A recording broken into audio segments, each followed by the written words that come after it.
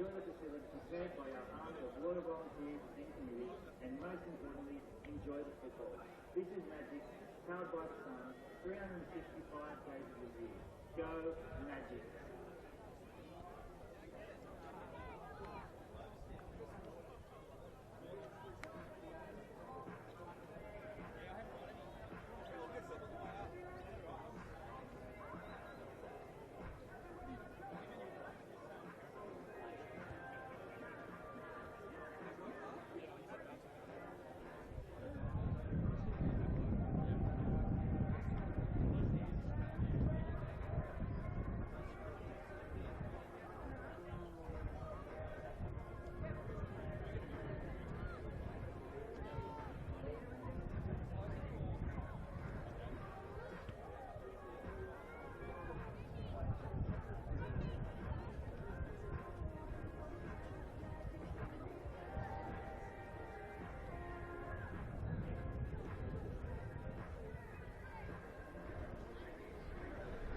Hello and welcome to Magic Park for the midway mark of the 2017 NPL season. Round 11, it's the derby.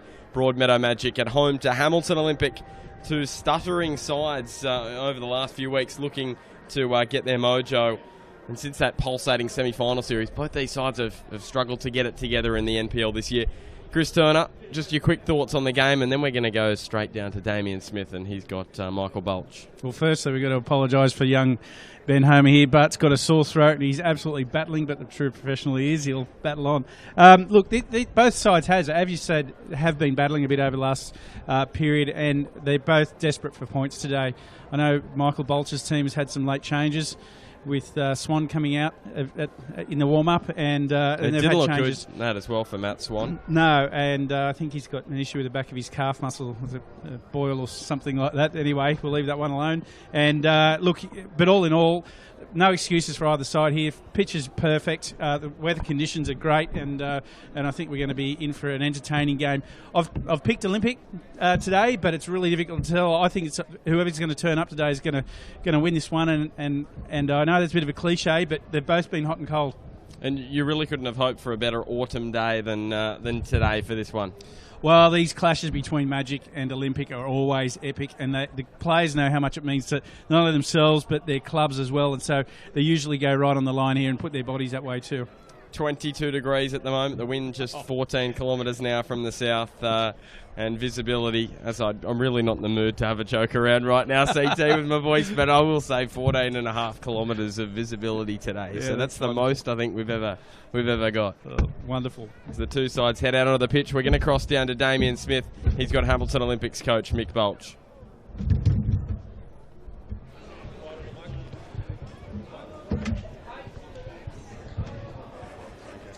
Okay. Maybe we haven't got him just yet. We'll just hold on a sec, CT. We've jumped the gun. Can do. We'll duck down. Yeah, here we go. Okay, here with Michael Bulch, Hamilton Olympics coach. Mate, big game on Wednesday night. How'd the troops pull up? Yeah, pretty sore and battered, mate. They give it to us first 25, 30 minutes. A little bit too sharp Wednesday night. A couple of injuries. Matt Swan and Tommy Spencer haven't been able to back up, but some of the other boys will get a chance today. And today versus Broadmeadow Magic, crosstown rivals, massive game for both sides. What's your thoughts on the game?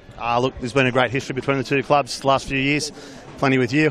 Look, it's always a really tight, hard-fought contest. First 15 minutes, I think, will be crucial. They've got a lot of pace and a lot of patency up front. We just need to counter-attack that. And Scotty Smith and Goodchild are on today, and I think we'll be all right. All right, mate. Thanks for your time, and all the best today, Michael. Thank you. Thanks, back to you, boys. Thanks to Mick Bulch, having a chat down there to Damien Smith. CT, don't you love this? The Magic music. Yeah, all day, all day. Josh Piddington and Kyle Hodges, the respective captains. Doing the toss referee this afternoon is Glenn Peterkin as they go into their huddles. I'll just try and run through the sides quickly. For Olympic in goals, 21, Tyler Warren. 2, the captain, Kyle Hodges. 3, Tom Davies. 4, Kane Goodchild. 5, Marcus Duncan. 12, Grant Brown. 13, Scott Smith. 15, Cody Lucas. 16, the new man, Sean Pratt. 18, Daniel Bird. And 20, Louis Townsend. On the bench for them, number 6, Pete McPherson. 9, Andrew Swan. 17, Luke Rutledge. Tom Cox is number 27, and the backup goalkeeper Daniel Eisenhower. For Broadmeadow Magic, in goals, number 1, Nico Giantsopoulos. 2, Scott Robertson. 3, Josh Piddington.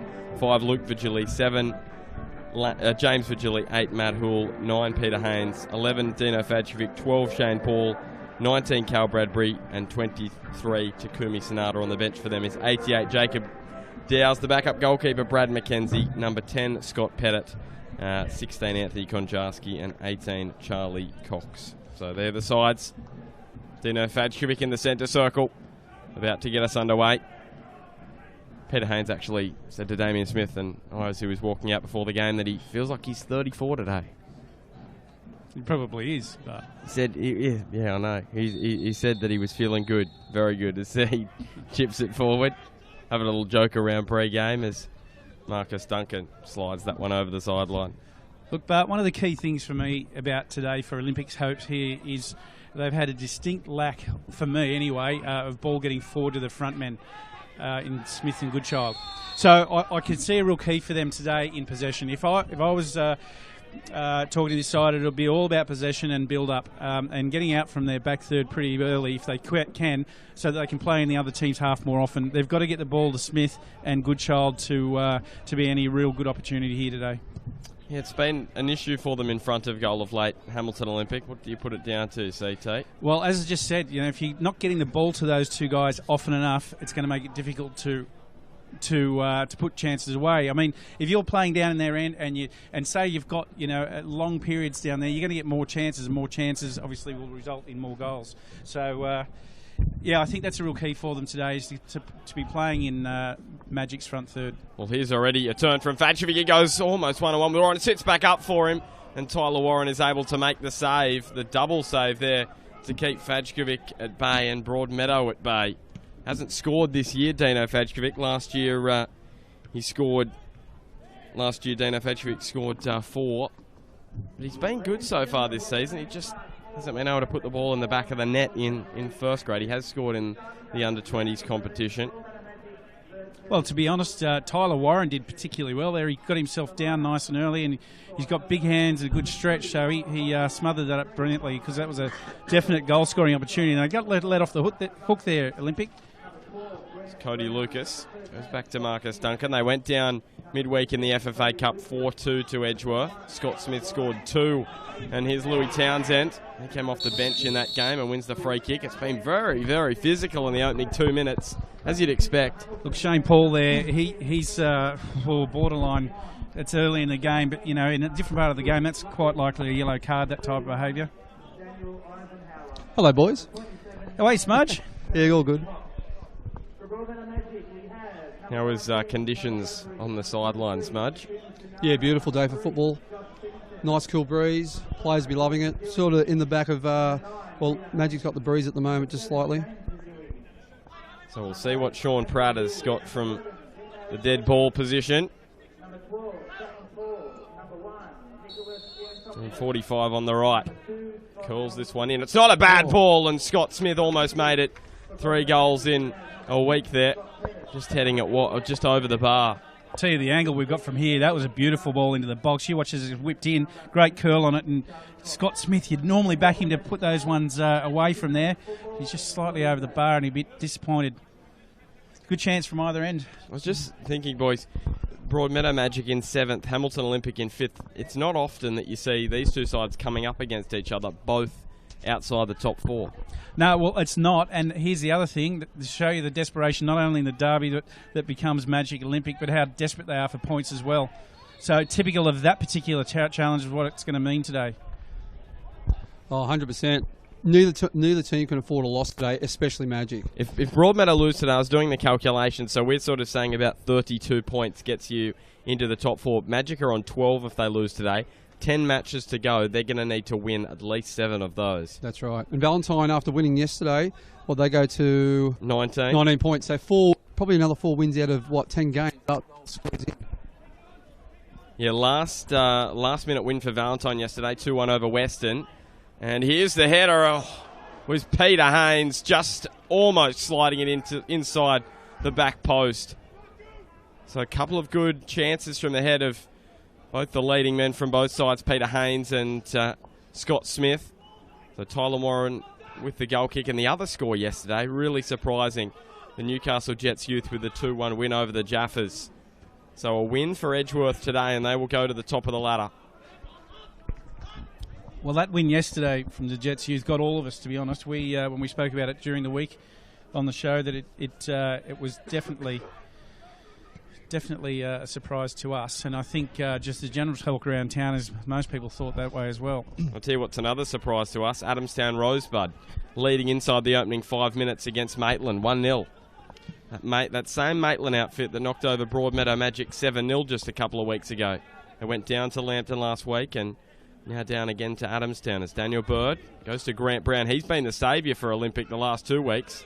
Down 1-0 against the two sides from the Lake. First it was Valentine, then it was Lakes, and he scored a couple of stunners.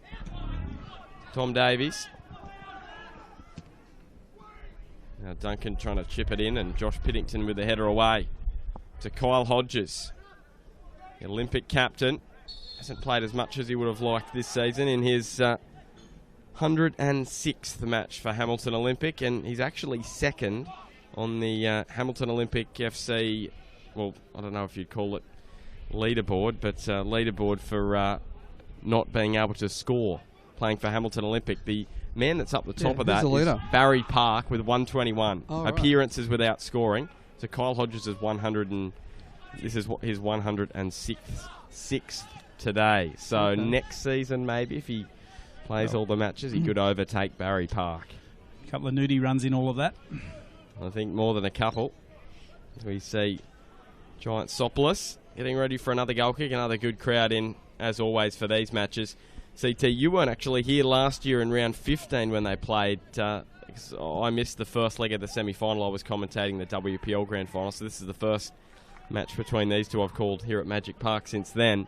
And round 15, Smudge, it was a 1-1 draw, and that was one of the best games of football I think I've seen in a long time in terms of chances, entertainment value. Maybe not quality, but entertainment value, definitely so. Yeah, especially that last 15 minutes. I remember Goodchild had a chance to go 2-0 up, and that would have kept them in the running for the premiership. That was the game that I think cost them the minor premiership last year, you could probably we're say. We're not saying Goodchild cost them the minor, but... I'm saying that was the game. Yeah, that was the game. Yeah. And then Magic went down and equalised and probably should have won it in the end. I think they hit the post. I think Peter Haynes might have hit the post right at the end. So I remember watching that game on Bar TV. It was very entertaining to watch, and you could tell in the pitch of your voices that it was there was a lot of electricity at the ground. So hopefully we will see a bit of that today. It's Grant Brown with the block on James Vigili. A throw in for Haynes. And then Kyle Hodges puts his boot through it. Yeah, Kane Goodchild, last season, he scored 18 goals. He's only scored 4 up to this point. One of those a penalty. So it's been an uncharacteristic season for one of Olympic's premier marksmen over the last few seasons. As here's a volley that's well saved there by Tyler Warren. He scored 36 goals. This is his 50th match for Olympic today. 36 goals for them. Just on that phase there, that's twice Magic strikers have been free in the 6-yard box.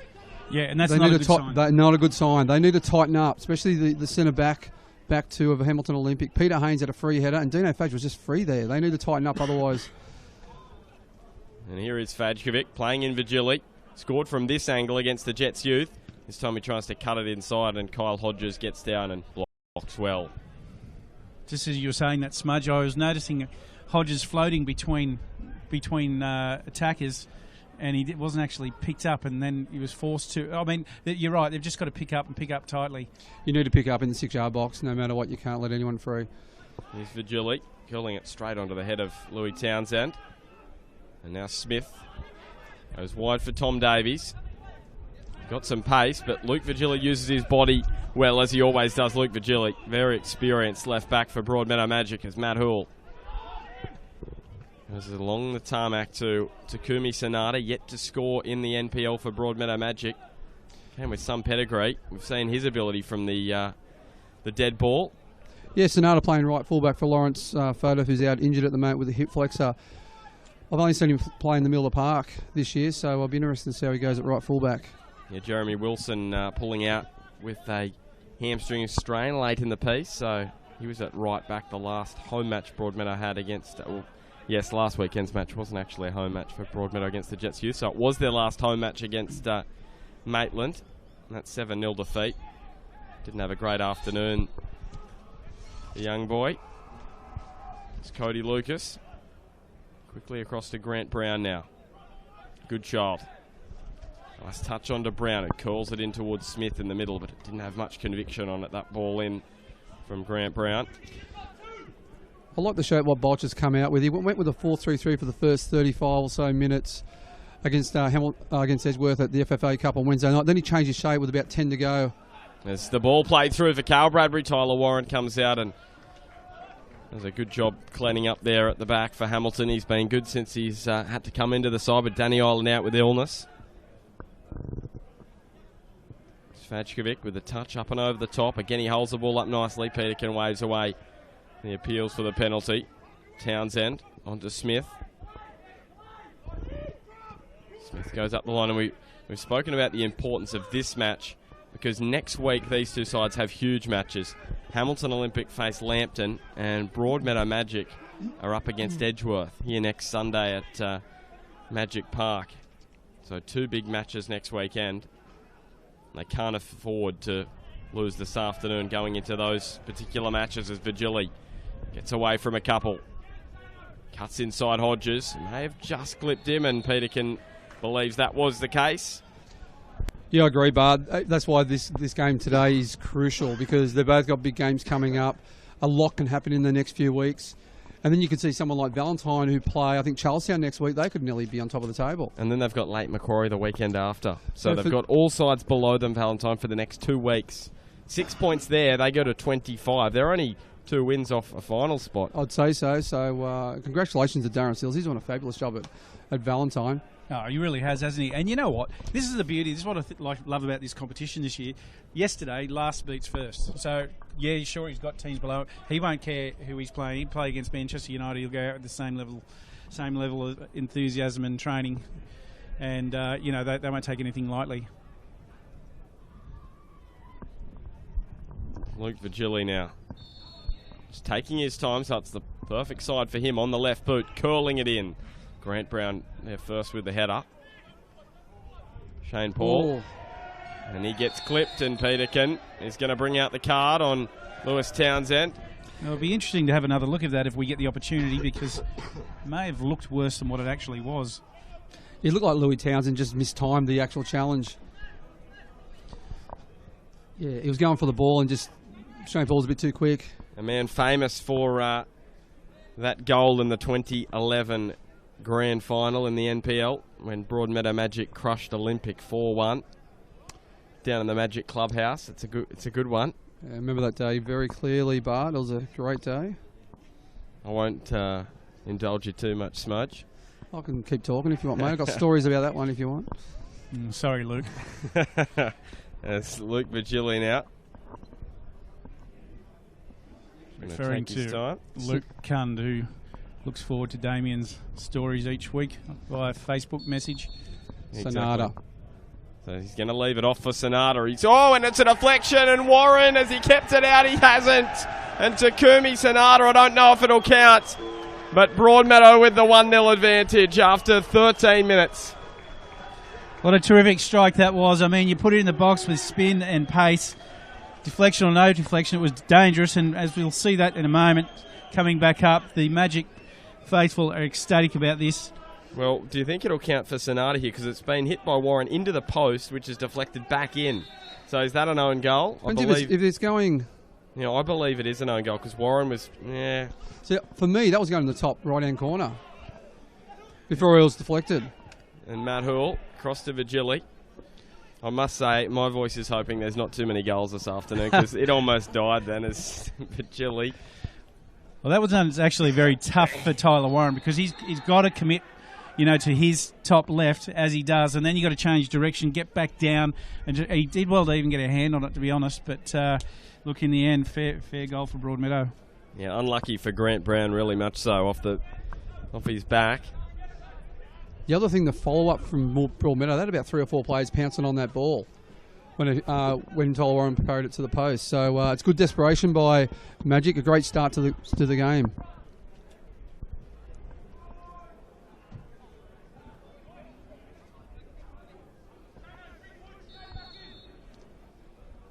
So here is Luke Virgili again, curling it in, this time Grant Brown with a boot to it.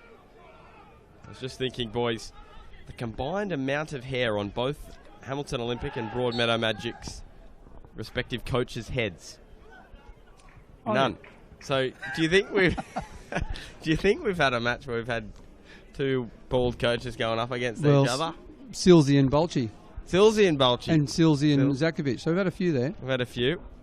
So your point is, Bart? I don't know. I just thought it was interesting. Mm-hmm. It's like two redhead coaches going up against each other. That would be a rare occurrence, wouldn't it? We just heard that it was a bold statement. Oh, that wasn't me. That was again cameraman. But anyway, we'll move on. That's quality. CT, that's better than your normal material, actually. It doesn't take much, but anyway. So Broadmeadow with the throw. The game's been very stop-start in the opening 15 or so minutes. Plenty of fouls, hasn't there? Yeah, there's been no flow to the game, so neither side's able to get into a rhythm.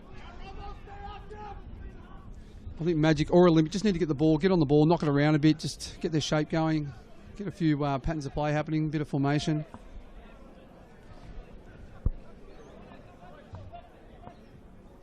Virgili with the long throw. It might sit up for Fajkovic. Marcus Duncan got there first. That was what brought about Valentine's winner yesterday. A long throw from Josh Carroll, bouncing towards Dean Pettit at the back post. Trying to think about goal of the week this week. At the moment, of course, there's three matches this afternoon. I'd probably say his is probably in pole position at the moment. I'm trying to think of the other goals. Yesterday afternoon, I think so. Joe Wheelhouse's goal wasn't bad either, actually. So, talking to Joel Grinnell down just when I was coming up to the box, and he said, "Yeah, the boys were very flat yesterday." So they were flat on Wednesday night as well.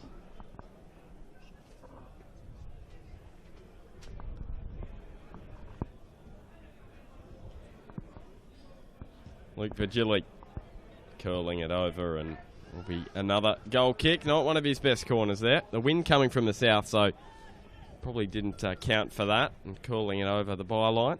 Which is while we reset here. Had the pleasure of going to the RNets program this morning out at Edgeworth. And for those of you who don't know, that's the program. It's football for children with special needs. And we took our boy Charlie along this morning. And what a setup that is, guys. I know it's a good thing. I've been talking about it for the last couple of weeks. But to actually take part was something else. And a real standout of that was when you've got mums and or dads out in the park. Well, his bird, it's threaded through Scott Smith, but Scott Robertson is there with the boots. Mums and dads out in the park, and most children were holding their parents' hands, and I still don't know which way we were running, and it doesn't matter. It was just fantastic. They do a great job, and I really look forward to the Federation doing everything they can to support this grow, because it's not just football, it's part of the community, and what a good thing, and a great outlet for the parents to get together that have something in common, I guess, and one of the kids' birthdays today and cakes and everything. It's not just about having a kick of football, it's about bringing people together, and I just can't recommend that highly to anyone enough that's got that need, I should say. And if you want to, you can go on Edgeworth Facebook page and have a look at the RNets program, and Mark Mitzen is the guy that pulls that one together, and he's doing a wonderful job. He and his partner and their kids. And just on that, Charlie, you had a good time? Oh, look, you know what? It's really difficult to get some children to participate in stuff, and he doesn't naturally go that way. But he said to me, in the car on the way home, he had a great time, and he had his mum and sisters watching there as well. So, look, he scored. Every child gets to score a goal. That's the other thing that I really liked, and when it goes in, they're all high-fiving each other. He had a great time, mate. Yeah, great to hear, and a great initiative as well from Edgeworth out there as Olympic look to push forward. They're still at 0-0 at the moment as far as we've got scores-wise. Here's Daniel Bird. I don't know if he needed to do that in Shane Paul, but even Sean Pratt's getting in there as well. Peter Haynes and Sean Pratt. Yeah, Daniel Bird is a fiery character. So Shane-O as well, Shane Paul. So just a bit of tension at the moment between the two sets of players. There's a lot at stake today, especially for Magic. They both know how important it is. And Takumi Sonata with a free kick that Tyler Warren saved into the post and it bounced back in. So Sean Pratt again. This is not one of his best, but it's been flicked on by Marcus Duncan. Not much power behind it though, so Giantsopoulos was there to make a good save. They went through to the FFA Cup Round 6, Broadmeadow Magic on Wednesday night, a 3-0 win over New Lambton. Another side that wears blue. Took them down 3-0 at Alder Park. And Edgeworth beat Hamilton. Edgeworth were very impressive on Wednesday night, weren't they? They were. That's probably the best performance I think I've seen from any side so far this season. 100%. Especially the first 40 or so minutes. It was high quality from Edgeworth. I think they enjoyed playing on the nice flat pitch at Hamilton. And I think they're going to enjoy playing here next week as well, next Sunday. We might be back here, I'm not sure. I know our match of the round is the Olympic Lambton Jaffas game. Takumi Sonata curling this one in. Back for Vigili. And he plays it straight, he's shot straight to Tyler Warren. But if you're keen to back up 2 days in a row. Yeah, I'd be keen, but depends on the misses. You'll have to find out. But there's 2 big matches next weekend. And really, season's going on the line. They're not so for Lambton and Edgeworth, but for these two, again, Giantsopoulos diving out there. Now, if Olympic lose here, I don't think you can really say it's curtains in terms of their finals hopes. No way, but it would just make it a little bit harder. The thing about football, as you agree, CT, it's all about momentum. And Olympic had not the best result last week against Lakes, a 1-1 draw. Looks like Vigili and Bradbury swapped sides. And he's got away from Tom Davies. Vigili, and that match last year, these two sides played 3-1 was won by Hamilton Olympic. They just came over the top of them after Vigili scored the opener out at Darling Street. Tom Davies did a job on James Vigili that afternoon. Yeah, he was brilliant. And then I think he went overseas straight after the game virtually. So he did. So that goal that Vigili scored as Haynes flicks it on, that goal Vigili did score. Tom Davies wasn't actually marking him. They switched sides. One of the Swan boys was on Vigili, so they switched sides, and Vigili pretty much didn't do too much for the rest of the match as Kane Goodchild just to push away from Shane Paul. Shane Paul comes back at him, and Luke Vigili cleans up the scraps for Magic. And the Magic fans enjoy that too. Townsend goes back for Cody Lucas, curling it in. Scott Smith, Sean Pratt looks to get a boot to it. Vigili looking for Dino Fadcevic. Kyle Hodges, he initially blocked it, and Vigili is released down the left, but he is offside. You can just see this starting to just to warm up a little bit, Smudge. And you just spoke about momentum before, and I totally agree with that. I remember, this is a big error. Turned over to Cale Bradbury, takes on Hodges, across to Haynes. Peter Haynes just lost the ball. His touch a little heavy, and the chance for Broadmeadow Magic there, that was a pretty big one. That's what we talk about. We talk about last match when it was a 1-1 draw here at Broadmeadow Magic Park in round 15 last year. Olympic had a chance to make it 2-0. They didn't, and Magic came back at them, locked it all up, and almost stole it at the end. So, great turn. That could be a big moment in the match as Goodchild tries to get away from Hoole, and that's a strong challenge from Matt Hoole. Hey, that's not good. And the Magic fans are not happy. And now Luke Vigili has caught one. He's pushed Goodchild, but Goodchild didn't actually kick the ball. I think it was Sean Pratt. Yeah. He's got the wrong man. Well, he's got a bit of feeling. And we spoke about what it means to these teams. In this derby, this is what it's all about. And to be honest, expect a little bit of this a bit earlier on. And my long-term coach, Trevor Smythe, used to say, I will never change a winning side. And he wouldn't. You know, you could if that team won, doesn't matter if he had, superstar on the bench, he'd leave it until they lost or had a draw. He would never change it, and that's that thing about momentum, because you get trust and belief. Well, there it is. Big crowd down below us at Magic Park this afternoon. Just on Trevor Smythe, I seen him today at Bunnings, doing a bit of work on his house. Yeah, it was Trevor. Yeah, he was looking for you, actually. Tried to give you a call, he said, but you're busy. Yeah, we're at the Arnett's program. Scott Smith. It's Matt Hoole again. That's two strong challenges from him. And now Bird finds himself with a chance. Giantsopoulos, that's another penalty. He's got himself into a habit of doing this, Nico Giantsopoulos against Maitland. And again, he dives in. He doesn't have to do that. He doesn't have to does make he? the challenge. No, and he's going away from goal. He didn't have to make the challenge. Smudge and I are looking at each other, because we've both got an opinion on this one. Smudge? Oh, I'll go. I mean, he's running away from goal. He for me, you just jockey. You're just going to pressure him out. Yeah, exactly right. Get back in the Jockey goals. And there's defenders running back as well. So here we go. It's Kane, yeah. Look how many defenders they have. Yeah, it's 4 defenders back there. Yeah, it's a silly decision. This is a pressure kick from Goodchild. Big moment for him. Very big moment. Scored 4 this year, as we mentioned. One of those from the penalty spot. I'm sure a few of those Magic boys are saying a few things to Kane Goodchild. Goodchild loves the big moments. In his 50th match, Goodchild, he sends Giant Soplis the wrong way and makes it 1-1. A huge goal there for Kane Goodchild and Olympic. They're right back in this one now. You know what? If you got someone up in the penalty spot in a pressure cooker like this, I'd just back him all the time to go into that position and take it. Win or score or not, doesn't matter. He's just got the presence and the authority to make it happen. Magic, we're just getting on top of the game a little bit there, and you can sense that they get another goal, and it's going to be a long afternoon for Olympic. Massive goal. And I totally agree with it. They had a few really good chances to make it 2-0. Yep. So a little bit disappointing. I think it is for Gilly. Fajkovic away, but his touch a little heavy. And I tell you what, Hamilton Olympic, it was that moment for Daniel Bird was probably the first real chance they've had. Agree. And gee whiz, on the opening, the little opening that Olympic got, they've taken it and 1-1. And I wouldn't really say they've taken it. Giant Soplis just gave it away there. Gives up the lead that Magic worked so hard to create. And they're looking comfortable, Magic, as well. They had a few good chances, limiting Olympic to only a few minor half chances. And the confidence Olympic will get from that. It's very similar to Wednesday night, wasn't it? Where Edgeworth were just dominating Hamilton. They got one chance and they put it away.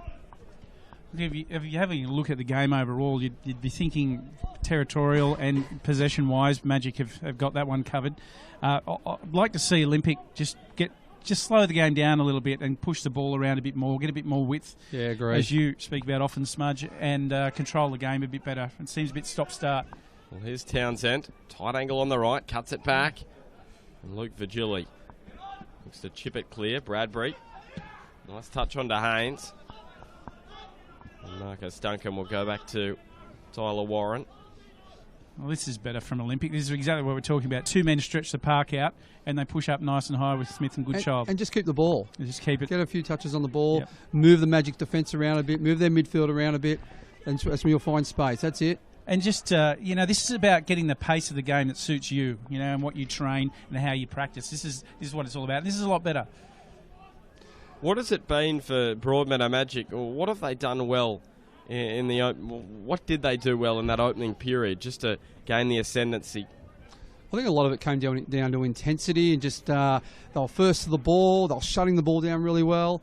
They weren't really, like the last few weeks when I've seen Magic play, they sort of get the ball at the back and they just knock it around. They've been pushed, playing the ball forward earlier and quicker, which has been really good, and therefore they're on the attack. Where before they just play it around the back line, not going anywhere, and turn it over, get pinched, and they're in trouble. But then they're in trouble, exactly. So, yeah, and funny you should say that. When we had a look at the team sheets this morning, I heard during the week or read that they had some players out, but to be honest, for me, this is probably the best side they've had out in the park. It's Virgili. Yeah, both sides with some injury concerns. It's really up to the depth, but both clubs have got plenty of that. Haynes across to Hoole. Kyle Hodges did a lot better there. He wasn't trying to win the ball. It's James Virgili. Down to the line. He just holds up Hodges and takes on Bird. And now it sits up for Paul. Shane Paul stepping around a couple. Fajkovic looking for his first of the season in the NPL. Wins the corner. Just back on Kyle Hodges, just in that phase earlier, he did very well. He just held his ground. He didn't try and dive in and win the ball. A few times he just tried to dive in and win the ball, and Vajovic has just turned him. So he just needs to get the Magic striker playing backwards. Just those injury concerns for Ham. Here we go. Late Macquarie 1, Edgeworth 0. Oh, there you go. We're talking up Edgeworth as well. So a couple of upsets potentially brewing. Is it the round of upsets? Will be another corner here. Tyler Warren gets a hand to it. Oh, sorry, I didn't read that properly. No, I was joking. No, it is late. Macquarie 1-0. Just to go through those injuries. So for Olympic, they've got Matt Swan, Danny Ireland, Reece Cooper. Tommy Spencer out today, but I think he's being rested. And just on Matt Swan, he pulled out just prior to kick-off with a boil in his leg. It looked very nasty. I had a quick look at it. It's very, It was very like infected. a massive pimple on his calf, wasn't Yeah. it? It looked very painful. So here's Sonata whipping it in. And again, over just for the goal kick for Magic. Alex Kantorowski gone for the season. Lawrence Fotef is out. John Griffiths and Jaden Barber out as well. Yeah, Johnny Griff done his AC joint last week playing against the Jets. He'll be back maybe in a week or two. Talking to Reece Cooper prior to the game, he warmed up with the boys, so I think he's only a week or two off, probably maybe 2 weeks. I think Olympics got the bye coming up, so they might even rest him to the bye weekend. And then there's the FFA Cup weekend as well, so which they'll have the weekend off. Yeah, I believe they have the bye, so if this is round 11, they've got next week they've got Lambton, then they've got Adamstown, and then the bye after that. Okay. So a couple of matches before that. Just rolled over the top by Haynes. And Marcus Duncan, he's just gone for the safe option, pushing it over for a corner kick. Half an hour gone. Yeah. Magic 1-1 with Hamilton Olympic. Takumi Sonata with the free kick to open the scoring. Ricocheted back off Tyler Warren into the goal, so I think you'd call it an own goal. And then Kane Goodchild from the spot, making it 1-1. The game still hasn't been free-flowing, has it? It's been very stop-start. There's Vigili, Tyler Warren, and now Cody Lucas with the clearance. It's probably been an indication of just how these two sides have been over the last few weeks. They just can't get themselves going, can they? They've stuttered and just struggled. The thing with these two sides, they've both got quality players in there, and they can, once they get momentum going, they could get a few wins on the trot. Then they're going to be thereabouts come into the season. It's Grant Brown gets it away. But the beauty about this comp this year, Valentine's doing very well, and they're like being the unknown. Now, Lake Macquarie 1-0 up against Edgeworth. After going down to Cardiff during the week. Yeah, so that could, depending on the result there, that could throw some, throw everything out as well. Yeah, which would be great. So, and rather than seeing your usual 4 to 5 teams always in the mix, it's great to see a mixture of the other teams as well. So, well, in each of these two sides, their last 6, Magic have won just one of their last 6. Olympic 2. Sonata curling it in. Robertson, don't think he got his head to it. Tyler Warren there again.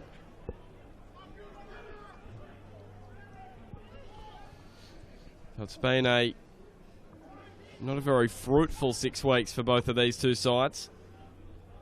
Daniel Bird trying to lay it off for Sean Pratt. And it was a good response last weekend from Broadmeadow Magic. 5-1 victory. 2 goals for Vigili, 2 for Bradbury, and 1 for Peter Haynes. Just for their confidence, if anything, after the 7-0 defeat.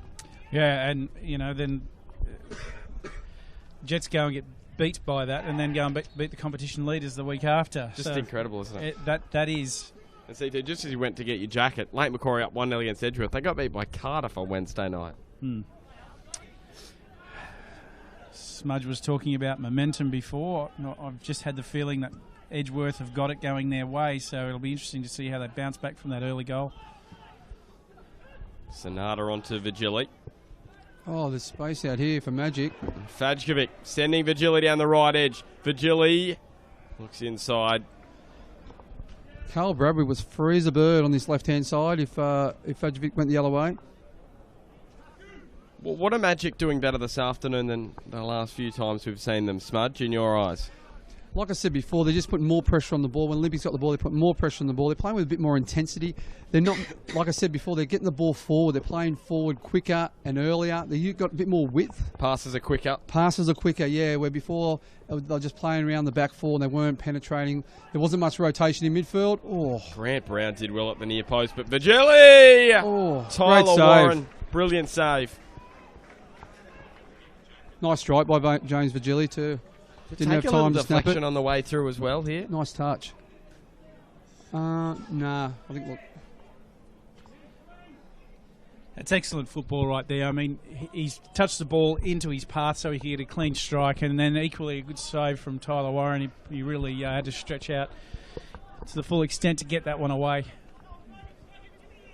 Here's Sonata curling it in again, Tyler Warren. He's been solid, Tyler Warren. He got the arm up just above Grant Brown, who was in front of him, trying to head it away as well. Luke Vigili straight down the middle of the park, and Peter Haynes has almost just flicked that one over Warren, and he would have had an open goal to prod it home into. Oh, wow. Well, T was, as he's affectionately known, sort of popped up in his hands. It's Goodchild. Here's Smith, this strength of Scott Smith. Just pushed away from Sonata. Back for Goodchild. Surely Olympic couldn't find themselves in the lead after this first half. It's one hell of a performance from Hamilton if they can find themselves in front at the break. It's been all magic in this first half. The thing what Hamilton's got is Goodchild and Smith. Here's Townsend. Oh, he's done well, Townsend. Curling it. I think it's gone over the gone over the byline. It has. But how happy would Mick Bulch be if they can go in, even at 1-1, but maybe leading 2-1. Exactly. But like I was about to say, Goodchild and Smith are the key for Olympic. They've been playing together for how many years, CT? Probably 10 years together. They do. Their combination is brilliant. They play very well together. So they just know each other's games so well. They know each other's runs. They know the way they like to receive it, what part of their body, whether left or right side, and they angle themselves to make that happen.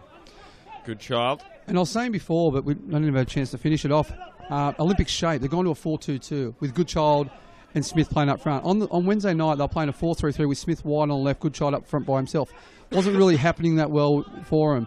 They're better to work off each other up front, combined in a two-prong attack. Yeah, I mean, certainly they've got to be near each other to get their combinations in play, that's for sure, but they combine very well when they're together because, Goodchild doesn't mind, a bit like Haynes, drop back in, drag the defence out, move them around and then open up some holes. Well, there's Smith onto Bird, who almost sent Sean Pratt through. And the treatment on Scott Smith was a little too much for Glenn Peterkin and gives Olympic the free kick. Just on Sean Pratt's run, that's what Olympics missed, that forward run in beyond the back four. Could be Reece Cooper being out. And so that was, if Bird just clipped that over, Sean Pratt, he was away on goal. Grant Brown chipping it forward, looking for Goodchild, who got his head to it first. So good in the air, isn't he? He's very good in the air. Very funny. I didn't know it was an unintentional pun, I must say, as Tom Davies.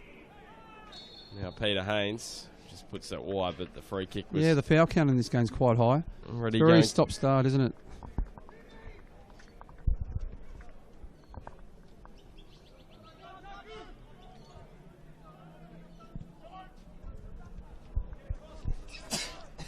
Bless you, Bart. Oh. I've got two boys next to me with a cold, so... Oh, as Sean Pratt almost finds Smith. Well, he does. He's bumped to ground. It's another penalty. Would you believe it? That is 6 penalties. It's not 6. It's 7 penalties Broadmeadow have given away now in their last 3 home matches. Their last 3 matches here. I'd like to see that again because that was like shoulder to shoulder, but I'd have to see it again.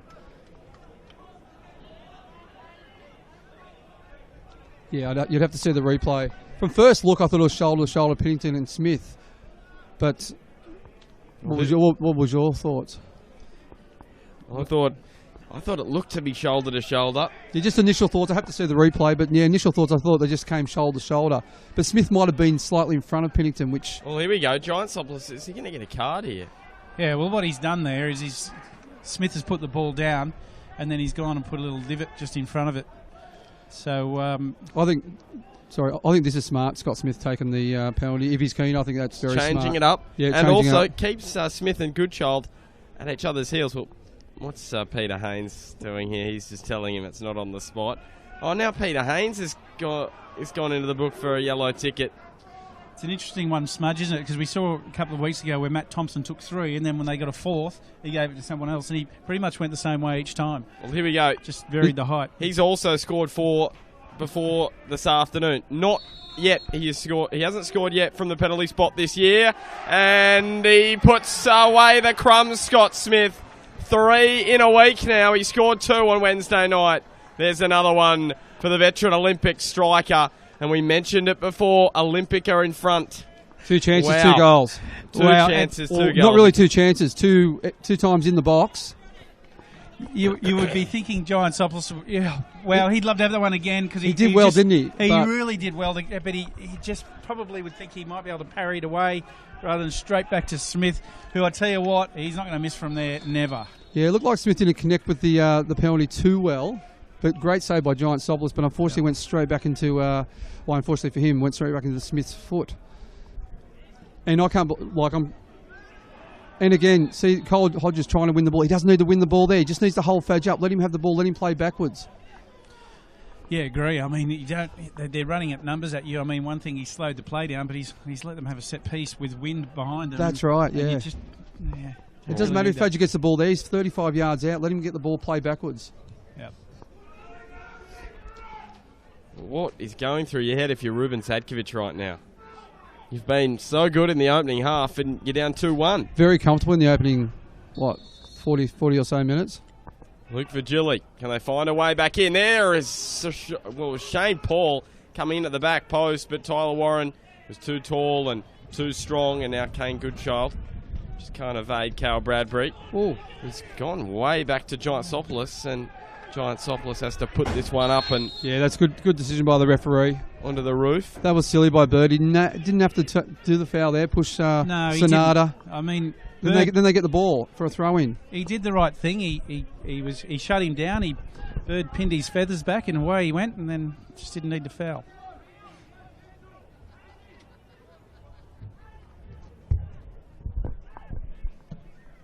Giant Sopolis. And the other thing is, from Broadmeadow Magic, another issue for them is those yellow cards. Giant Sopolis with a yellow. Peter Haynes also with the yellow after having a chat. They're two unneeded yellows, aren't they? Agree. Great turn by Bird. He seems to really turn it on when he takes on Hamilton Olympic Daniel Bird, and this one knocked away. He is flying at the moment, isn't he? When he takes on Broadmeadow Magic. He does. Scored the opener last year at Darling Street when these two sides met.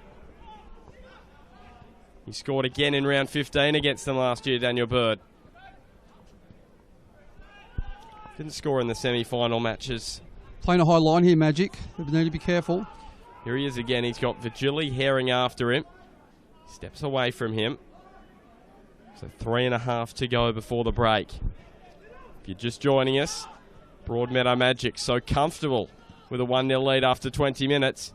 They're down 2-1, and really you could say even in the last 20, Broadmeadow have had much of the possession down the attacking end as Piddington comes into the back of Goodchild. And even the two goals, you couldn't really say they were chances.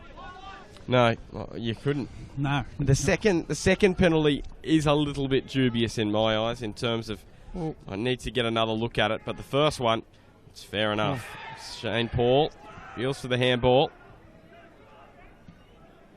Grant Brown. Diagonal run. Surely they couldn't put in 3 before the break, Hamilton Olympic. Scott Smith now. That was about the position Joe Wheelhouse scored from yesterday. Just dipped one inside the back post. I like what Smith has done there. I mean, he's got players on him. He's under pressure, but he's still opened his body up to get a shot. And in the end, he'll be disappointed with the actual stroke that went on target, or didn't go on target, I should say. But just to get himself into that position was really well done. Yeah, he's got very good balance, hasn't he? Look, Broadmeadow, for me, has still got the medal on this game, even though they're 1-0 down and 2-1. 2-1, sorry. And when you come out in the second half, it's. Do you need to change anything? Do you need to tweak it? That's the thing that'll please Ruben Sadkovic, if anything, out of the first half, is that really I don't think they have to change too much. It's just a couple of, well, you could probably say a silly error from Giant Sopolis, and the second penalty, Piddington taking down Bird in the box. So here is Davies.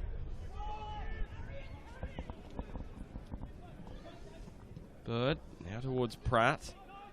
Sonata has the jump on him. So Adamstown 2, Maitland 0. Adamstown 2-0. Edgeworth are down 1-0 as well. Late Macquarie. CT, I just want to get your thoughts on that penalty. First or the second one? The second one. I don't know. I'm just not sure about it. You need to see it again, to be honest. Oh, yeah, and I'm of the same. And I guess referees down on the spot, but I mean, he'd love to have another look at it as well. I'm guessing too. Bird goes to ground. And Shane Paul. Well, now Bird has thought he was playing a bit of rugby league. We got the Knights playing just at the stadium to the west. These two been at each other for the last 25 minutes. I tell you what, Bird was more like an eagle swooping there. Rather than it's up there, Rice. A smart little nudge by Haynes there. Bradbury trying to sneak one inside the near post. Just couldn't do so. I was talking to Dane Paulick yesterday, who's Adamstown's captain, and he was feeling pretty confident going in today's game. They said they had a good week of training.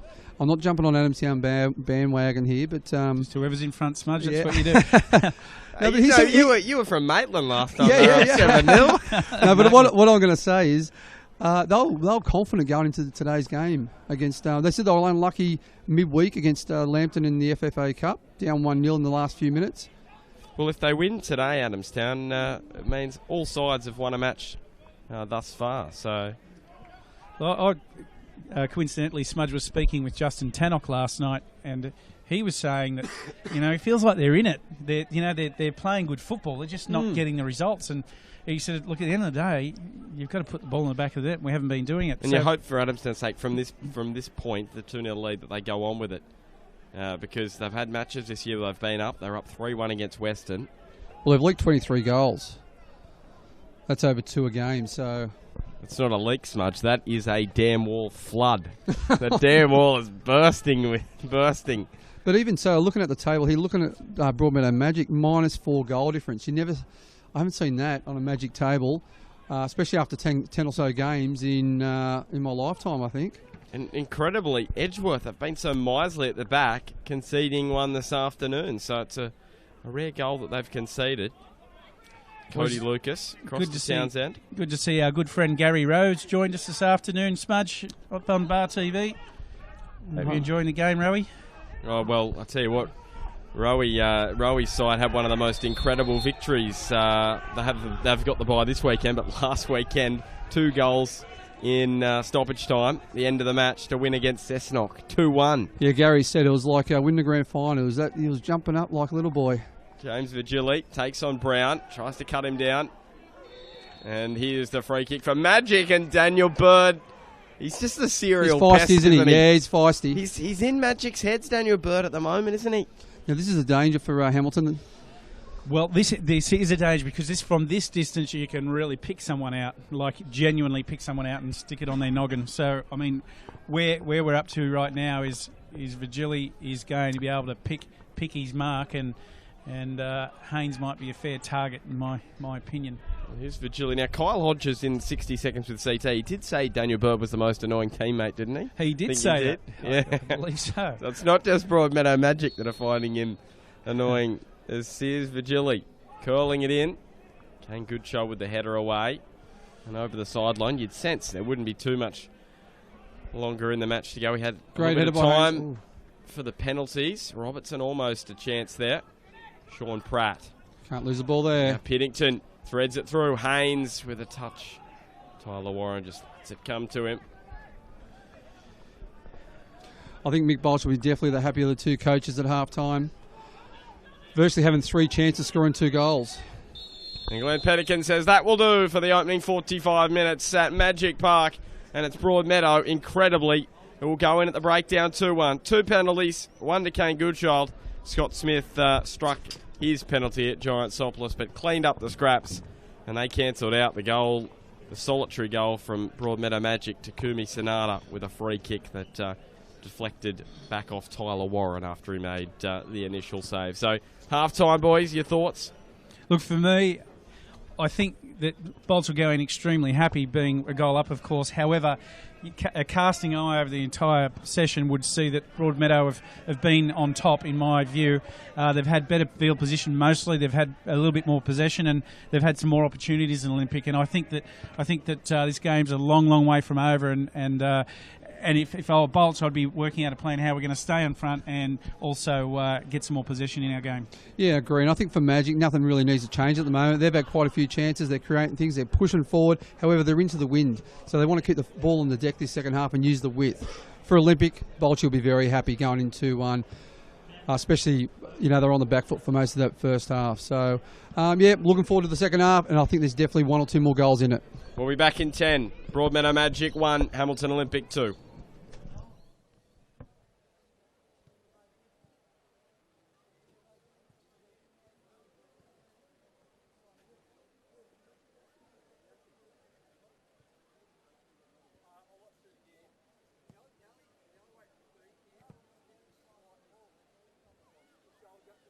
Could we have all the kids out of the game now? Thank you very much. Out of the game now, thanks.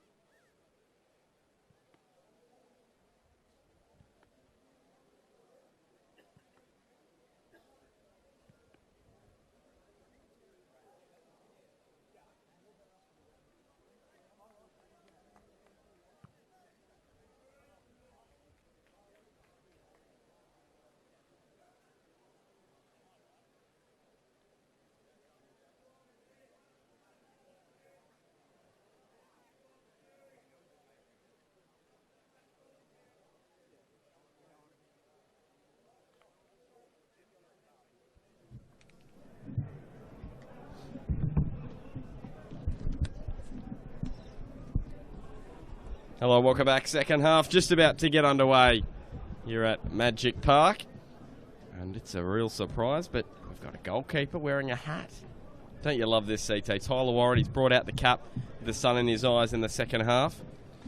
Yeah, speaking of his apparel, I tried to give him a pair of my boots, my Adidas boots, about 18 months, 2 years ago, and he went overseas, got injured and then went overseas, so he didn't actually pick them up. And then I used them for the Arnett's program this morning, and I found a little note in each boot that I'd written to him. So that was very interesting, and I'd forgotten I'd put those notes in each boot. Shows you how long since I've had a pair of boots on, Bart.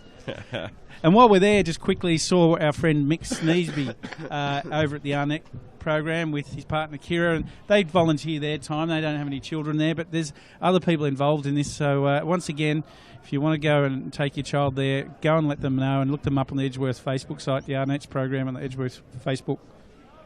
Yeah, what an initiative from them. So Olympic from right to left in the second half in their blue. Magic from left to right in their home kit, their red. And it's Olympic with a 2-1 advantage. 2 goals from the penalty spot. Scott Smith and Kane Goodchild with those. And Broadmeadow Magic with the goal in the first half. Vira to Kumi Sonata free kick.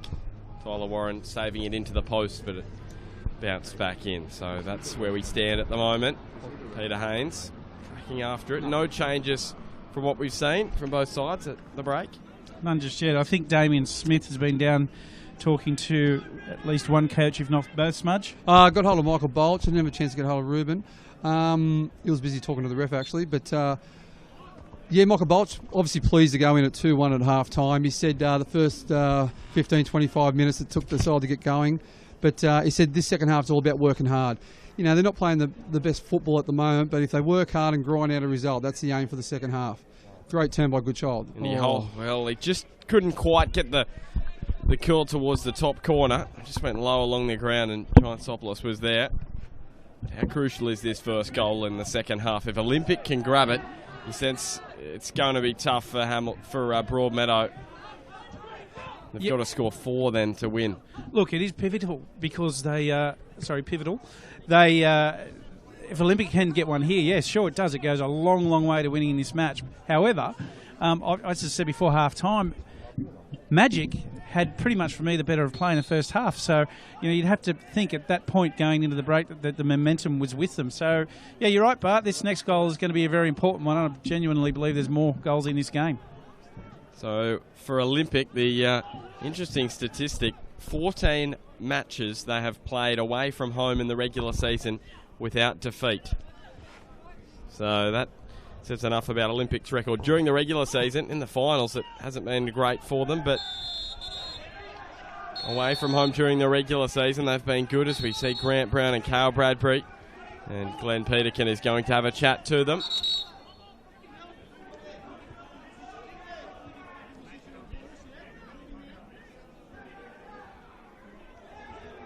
Glenn Peterkin just telling Grant Brown, no more, thank you. Gives him a little pat around the bread basket and says, I'm all right, let me play. Do you guys think we're going to see a red this afternoon? It's been so feisty that you'd be surprised if... I wouldn't discount it. Yeah. There's a few on yellows.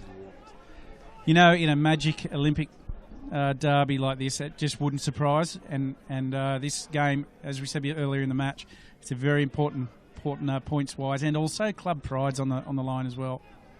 Tom Davies trying to get at Vigili. He was just shielding the ball well. Luke Vigili with the cross in. Fajkovic. Jeez, I hope he hasn't injured his leg there. Dino Fajkovic. He fell awkwardly. Tom Davies also sitting on the ground. He looks like he's just fixing up his boot. Yeah, to me it hasn't been like a dirty game, but it's been like an intense game. So I could see maybe someone pulling out a second yellow for me rather than a straight red. It hasn't been like dirty or... Yeah.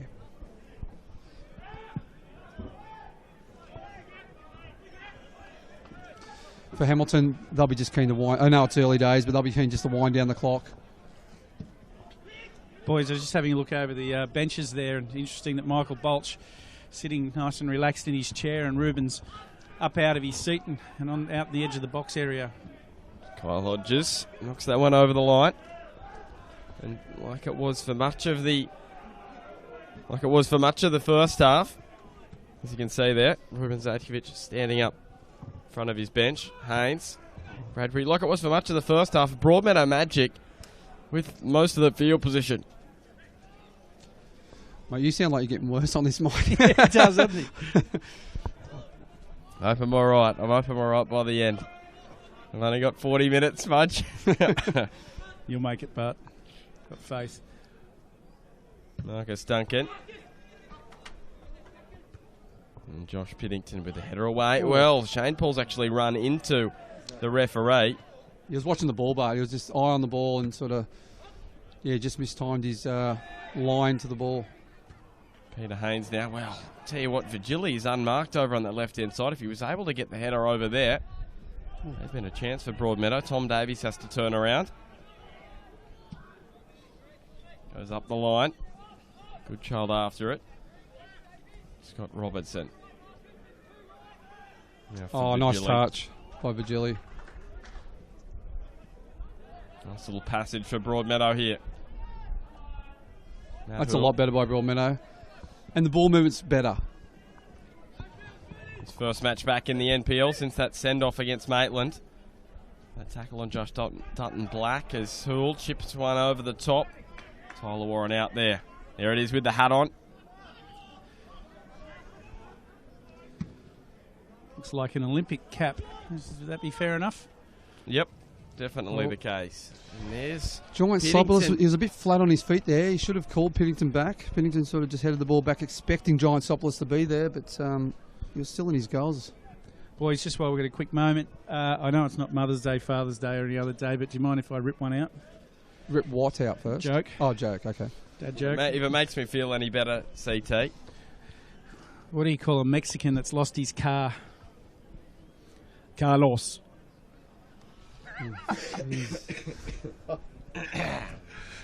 This one curled towards the back post. Another quality one from UCT. Carlos. It's for you, Rowie. He's been texting me flat out to get a joke he has. Has he? Yeah, it's not true either. Hopefully he's trimmed his beard, Rowie. that I'll see him at work on during the week. Hopefully he's trimmed his beard. Is that joke PC or? Here's Nico Giantsopoulos. Lucky we're on Bar TV, CT. You'd be in all sorts if it were on. Nothing wrong with that. Night, as he is, Scott Robertson. Piddington with a header. Piddington's been solid at the back for Magic, winning a lot of headers in there. Shane Paul trying to get the touch through. Davies. And now Luke Vigili. He has come flying in and hammered Daniel Bird. Public enemy number one for Broadmeadow Magic this afternoon, and he goes into the book. Well, there's another yellow card. And this is the thing, this is what I'm saying. Daniel Bird is winning the battle. How many yellow cards has he earned, Broadmeadow Magic? Is he just getting... Look at this. There was one intention there. You're exactly right. There was one intention. It was to clip the wings of Bird.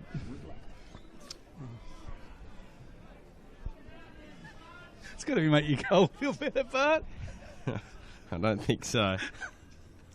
But you're right, Bird's getting under the skin of the Magic players, which is resulting in yellow cards for Magic. Exactly. Yeah. He's doing his job, isn't he? Would have you... I might just wait for this free kick. I'm just interested to know what you two would have said at the break in regards to an opposition player that's just trying to get under your skin. Sean Pratt curling it in. Good shot was on the ground. He got bumped down. He's back for Tom Davies. Now Shane Paul with the head there. So do you think, would you guys address it with your squad if you're up against a player who's just trying to niggle you? Would you tell them don't get involved in that sort of stuff? Good child, cuts inside, and he square it up. It'll be a corner for Olympic.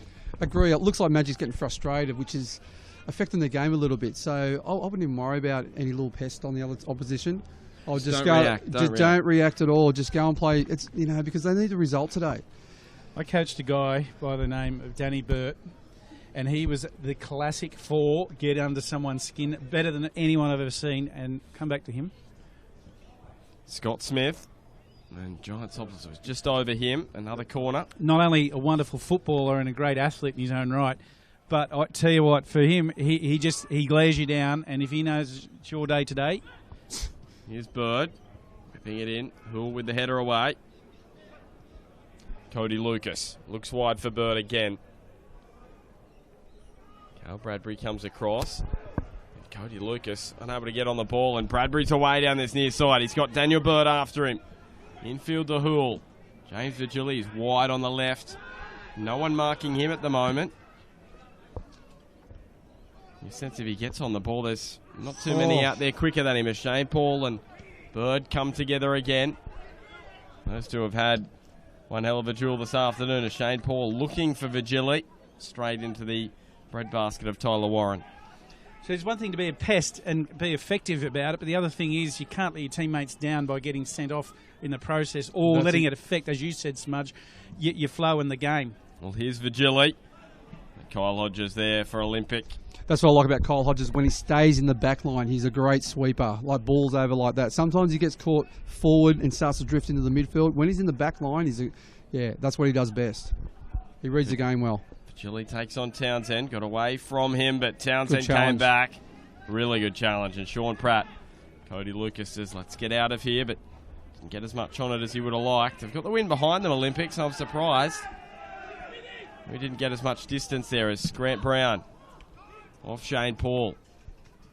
It's a wholehearted performer as Piddington wins the free kick for Broadmeadow. For Olympic here, I think they need to get their foot on the ball, just get the ball on the deck, start playing. Not at the back, get the ball, advance it forward, but just start knocking the ball around a bit. They seem to be getting the ball, just pumping it long, and it's just going straight back to Magic. Matt Hoole back for Giant Sopolis. And now that Broadmeadow are behind, this is where they've struggled in matches in attack, where they've got sides that are just playing a little bit more defensively. Sonata steps inside Brown. Brown has just blocked him off, and the free kick and the yellow card for Grant Brown. Brown needs to be a little bit careful here because for me he's been a little bit fired up, you know, as you can imagine in the derbies like this. But he's just got to be careful that he doesn't find himself on the wrong end of a yellow. Another yellow, I should say, that results in a send-off. So good position here for Broadmeadow Magic, just outside the box at the top edge of it. And Warren's got the sun in his eyes, got his Olympic cap on, and they're difficult to handle if they've just put in. He'll be looking just, I would say, just outside the six-yard box and beyond the last defender. So you'd think it's going to be Luke Vigili to take this one, wouldn't you? On the left boot. They're going to go for the bluff, maybe. They are. Sonata curling it in low. In the end, the quality wasn't up to scratch. Long throw for Vigili. Grant Brown with the header away. He is fired up, Grant Brown. Gritting the teeth. And now Kane Goodchild. He's in front of Robertson. He's one-on-one, Goodchild. And Giant Sopolis. Brilliant save. Goodchild could have went round Giant Sopolis by far. He was way advanced out of his goal. If he had his time again, he probably would have touched round and just open net. Totally agree, Smudge. Just a little touch to the right, open the goals up and pop it away. And now Bradbury, Broadmeadow could make them pay immediately. Vigili and Tyler Warren again, and Grant Brown has an air swing, and Peter Haynes almost pounced. I'll tell you what, in that last 1 minute, there's about 4 players that'd love to replay that again, and Peter Haynes may be one of them. Goodchild's another one, and same with Vigili, sorry. And Scott Pettit. Did you say virginity? Vigility. I think I said. Sorry about that. So was Cale Bradbury off? Is he? Yeah, it's Scott Pettit. No. It's Peter Haynes. Peter Haynes. Yes or no? What do you think? Would you bring Peter Haynes off in this situation? No, I'd probably keep him out there for a little bit longer, just his experience. But in saying that, early in the second half, he hasn't been on the ball as much in the 15 minutes in the second half. So for Peter Haynes, he needs to be on the ball. He can spray him, get the three-pronged attack into play. A little bit more pace with Scott Pettit out there as well. But yeah, both Goody and Vigili. But in saying Vigili, he got it on target, and a good save by Tyler Warren. Well, a couple of good efforts from both keepers. Giant Sopolis at one end. I know Goodchild probably would love to have his time over again and make it a more difficult shot for Giant Sopolis to save, but he still stood his ground. Bird. Is Bird on a yellow? No, he's gone into the book for the first time now. He's probably been skating on thin ice. Oh, You'd say, he must Daniel have Bird. been. I thought he might have been on a yellow. So, Would you believe his first of the season? First yellow of the season, Daniel Bird. And the Magic fans below are giving it to him. yeah, good child. We're going back to that again. If he had his time again, he could have easily gone past. Just had to tap it either side of Giant Soplis, and he's around him and placed into a net. And that would, for me, that might have been game over. Yep. The difference between the two keepers, in the two different set of examples, that Giant Soplis has come out off his line and he was beaten if Goodchild goes around, whereas Tyler Warren stood his ground, held it, and made Virgili pick a spot. Just on the change with Peter Haynes, it looked like Bradbury's dropped back into, or come across into the number 10 role, and Scotty Pettit's playing a wide on the right. Here is Pettit on the ball. Maybe that touch was a little too heavy. And just on, Scotty Pettit scored 2 goals midweek, so he'd be full of confidence going into this game. So what I like about Scott Pettit, especially you can tell he's in a mood to play. He's really, it's just his speed, his willingness to attack, and he just dropped the ball off. He demanded it back, and just unfortunately for him, his touch was a little heavy. But I like him when he's in this mood because he's just good fun to watch. And just on Scott Pettit, this side of the ground on the right hand side, Goodchild. All through for him again, but Scott Robertson got there first. And, the other thing I was going to say about Scott Pettit was yet to score a goal in the NPL this season. His younger brother, Dean, scored the match winner for Valentine yesterday and scored 2 in the FFA Cup on Wednesday night to ensure Valentine beat the Newcastle Suns. So, wants to get one back on his brother. Yeah, exactly. Sure Dean's letting him know about that. Other scores, we've got 2-0 Adamstown over Maitland. And Lake Macquarie, believe it or not, leading 1-0 against Edgeworth. It's just, I struggle to believe it after seeing Edgeworth twice in the last week. I was just about to say something then, Bart. As Robertson goes in, will he come back for the card? Goodchild to make it 3-4 Olympic. He was playing it back to Sean Pratt. Robertson's gone down with cramp. I was just about to say with Robinson, he's just taking his time on the ball there. Need to be careful. And nearly got sprung.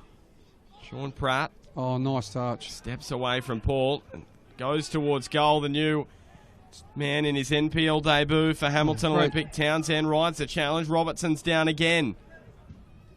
And Pratt, can he keep it inside the line? He can, but Luke Virgili experienced there. Robertson is in a strife here. They need to get... Magic now looking to break, so there could be more on that. Piddington just thumps it long. Virgili and Tom Davies in a foot race. And Tom Davies is able to get the boot in, so he is going to come back for the card. I thought it may be the case. And Robertson into the book. Smudge, did he present that yellow card like you wanted him to during the week on the show? Like you wanted it right in his face? Right in his face. You put it in his face and say, mate, don't do it again, otherwise you're off. No use fluffing it around up in the air. They don't look. Players just put their head down and walk away. They don't even look. They don't even know what card it is. Has to be in their face.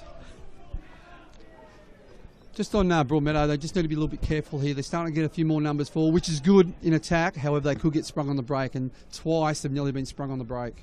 Third yellow card of the season for Scott Robertson, that one. A couple away from a suspension. Cody Lucas up the line. Glenn Peterkin's done a great job so far today in controlling this one. These are the games that can boil over, and it's had the potential, but he's just showing some experience here by keeping things and keeping a lid on it. And also, I think the first 15 or so minutes, there's always a bit of tension there. You let it go a little bit, just so till the players calm down. So I think he's done a great job. He has, and he's well aware too that these days are about a bit of passion and a bit of club rivalry.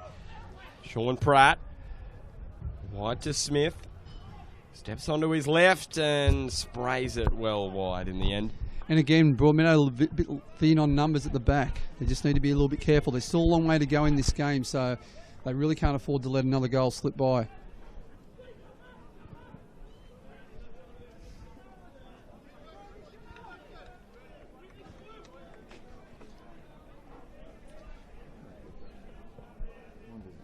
The Giant Soplis into the southerly breeze.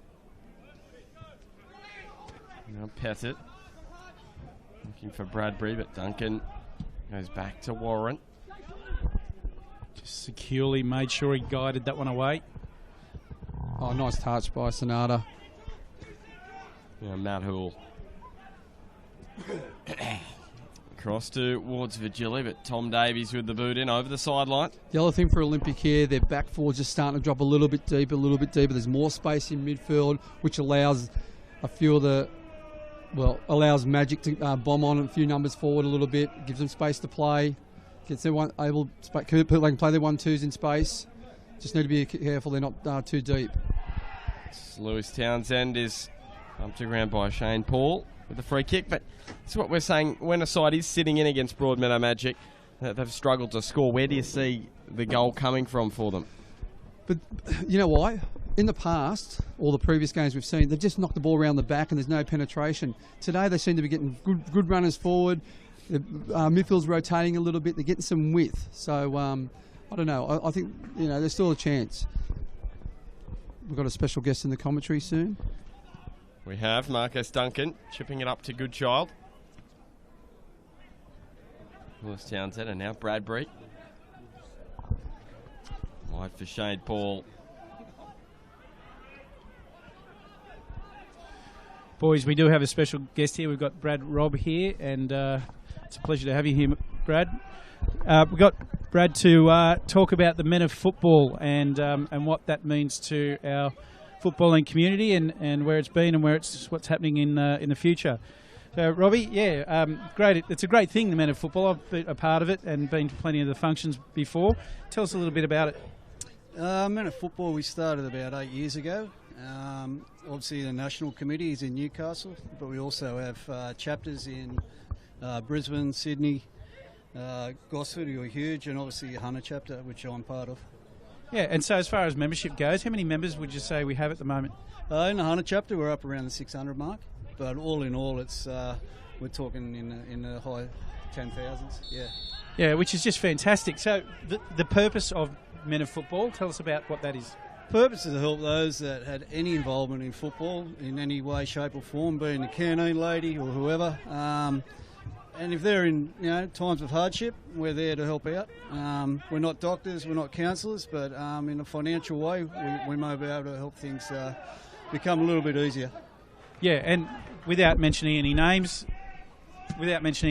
maybe just a quick cause that's of note in the past. Yeah, we've played for funerals. Even a local young boy, his parents weren't around. They passed away suddenly.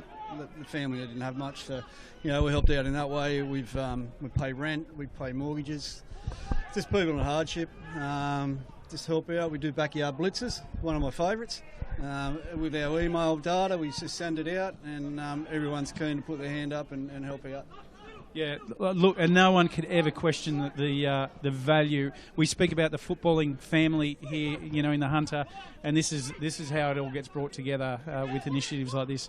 So, look, just quickly, we've got an event coming up which is pretty exciting. Can you just give us a rundown on that? Yeah, each year the Hunter chapter have a dinner, which is our major fundraiser of the year. This year we're fortunate enough to secure the Australian coach Ian Postecoglou as our guest speaker. It's on Wednesday, 16th of August, at the Surf House. Ticket sales should be available within the fortnight, and we hope to see everyone. We want to fill the room. Our aim is to raise $15,000. It's a special event for us, so hope all the local football community gets out and helps us. Well, us three, with the support of Bar TV, are going to do everything we can to help promote that. And because we just know what a difference it makes, and who knows in the future, one of our friends or family be struck and then be helped out by this, this wonderful group. So, mate, we'll continue to just have this discussion between here and that event, and really appreciate your time coming up. Thank you, and thanks Bar TV for their support. Adjovic squaring that one up, and Vigili almost scoring and cleared away by Hamilton. And thanks so much, Brad. Do a great job. Yeah, Brad, great stuff, mate. Great stuff. Thanks for your time too. Yeah, thanks again, Brad. I don't want to infect you, Brad. He's free. That's Sean Brad almost through and almost sits up. Rolled away by Giant Sopolis. Isn't it, just before Brad goes, isn't it interesting, we have all this excitement, but, where you put the reality of, what Men of Football does, this is a game, what they do is life, and so thanks again, Brad, appreciate it. Hey, Brad, if you ever do a backyard blitz, CT's very good on the mower and the hammer, so make sure you invite him. Smudge is good with a paintbrush. I'll shout the beers afterwards. How's that? Matt Hoole is coming from the ground. Anthony Konjarski will be coming on for Broadmeadow Magic now. So just around the grounds, Adamstown 3, Maitland 0. Edgeworth still down 1-0 at Lake Macquarie Field. Gee, it's a funny sport, isn't it? I'm not going to say it's a funny sport. I'm going to say sport.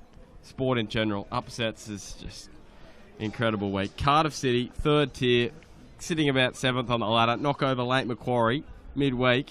And now Lake Macquarie leading Edgeworth. But we talk about momentum. Momentum, you can get into a lost mentality and momentum losing as well. Scott Pettit now with the throw. Boys, speaking of momentum, we've got my brother Animal who's just joined us live on Bar TV. He's snouting in trough, enjoying his Sunday afternoon. He's a good friend of Tyler Warren, so he'll be enjoying watch Tyler hook this one up the park. Enjoy yourself there, Animal. You wouldn't fork out any money to come and watch the actual game live. Or he'd just be happy at home cooking his kebabs on the barbecue and just kick it back. Maybe the odd cold one, yeah. 20 minutes to go now. Broadmeadow, can they find something?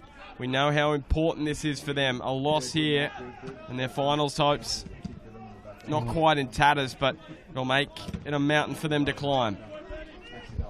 12 points after 10 matches. This is the halfway point after this match.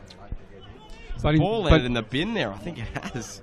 Yeah, but in saying that, there's been a few mixed results, so it keeps them... He's a good child. The fact that Edgeworth are getting beaten this afternoon, Lambton got beaten yesterday afternoon, probably aids Broadmeadow. And Maitland as well. Oh, good child. And Maitland getting beaten as well, so good child. Surges past a couple. Can he tee up Sean Pratt? Pratt! Oh. With the outside of the boot, he almost picks out the left corner, just I'll tell you what, if wide. We can get another look at that ball just good kept child. coming for good child. That's his ability to stay nice and low. How sweet did he hit that off the outside of his boot? Yeah, and you know what? You just want to get those on target and force the keeper make a save. Well, there he is. Sean Pratt again is touched too heavy on this occasion.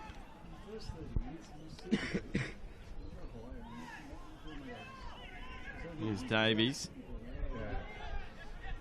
Wearing it up for Daniel Bird. Carl Bradbury bumping him to ground after he played it back to Brown.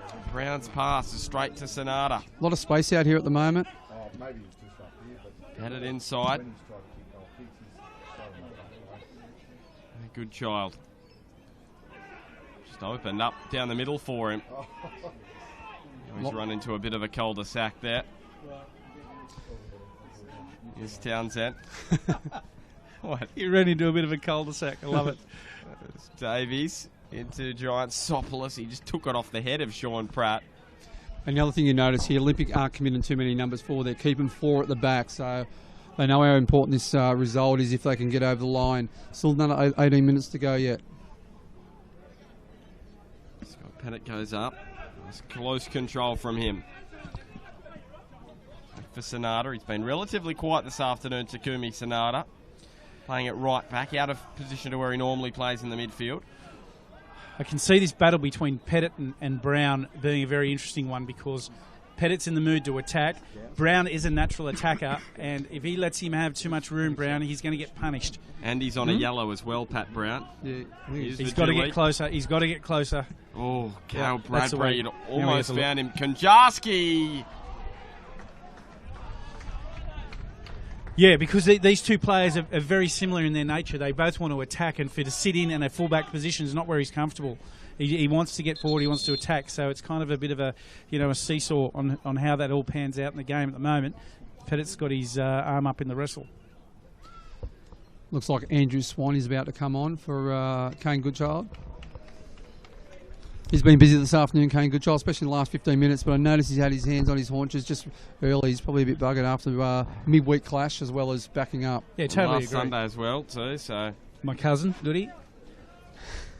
And a rare appearance for Andrew Swan this year. It's been his brother Matt that has been making most of the appearances this season, but back close to full fitness, so good to see him back out there for Hamilton Olympic. Oh. Sean Pratt again. Talked him up during the week, and he's been very solid in the 2 matches we've seen. The one thing I noticed with him, like he'll do a few good things, then he'll go for the nutty. Yeah. Doesn't, and sometimes it works, sometimes not. Then he was lucky to get the foul because the nutty didn't work, and then they were in trouble. That foul he needs to be very careful. It was from a couple of move backs, wasn't it? But you know what? Sometimes when players do a little bit too much, play goes beyond them, and then it's the movement's actually gone. You know, That's right. You just got to keep the ball moving. He's had a good game, no doubt about that, and he's been very busy. But yeah, he just needs to. What's going on? All right, now we've got a scrum. Oh.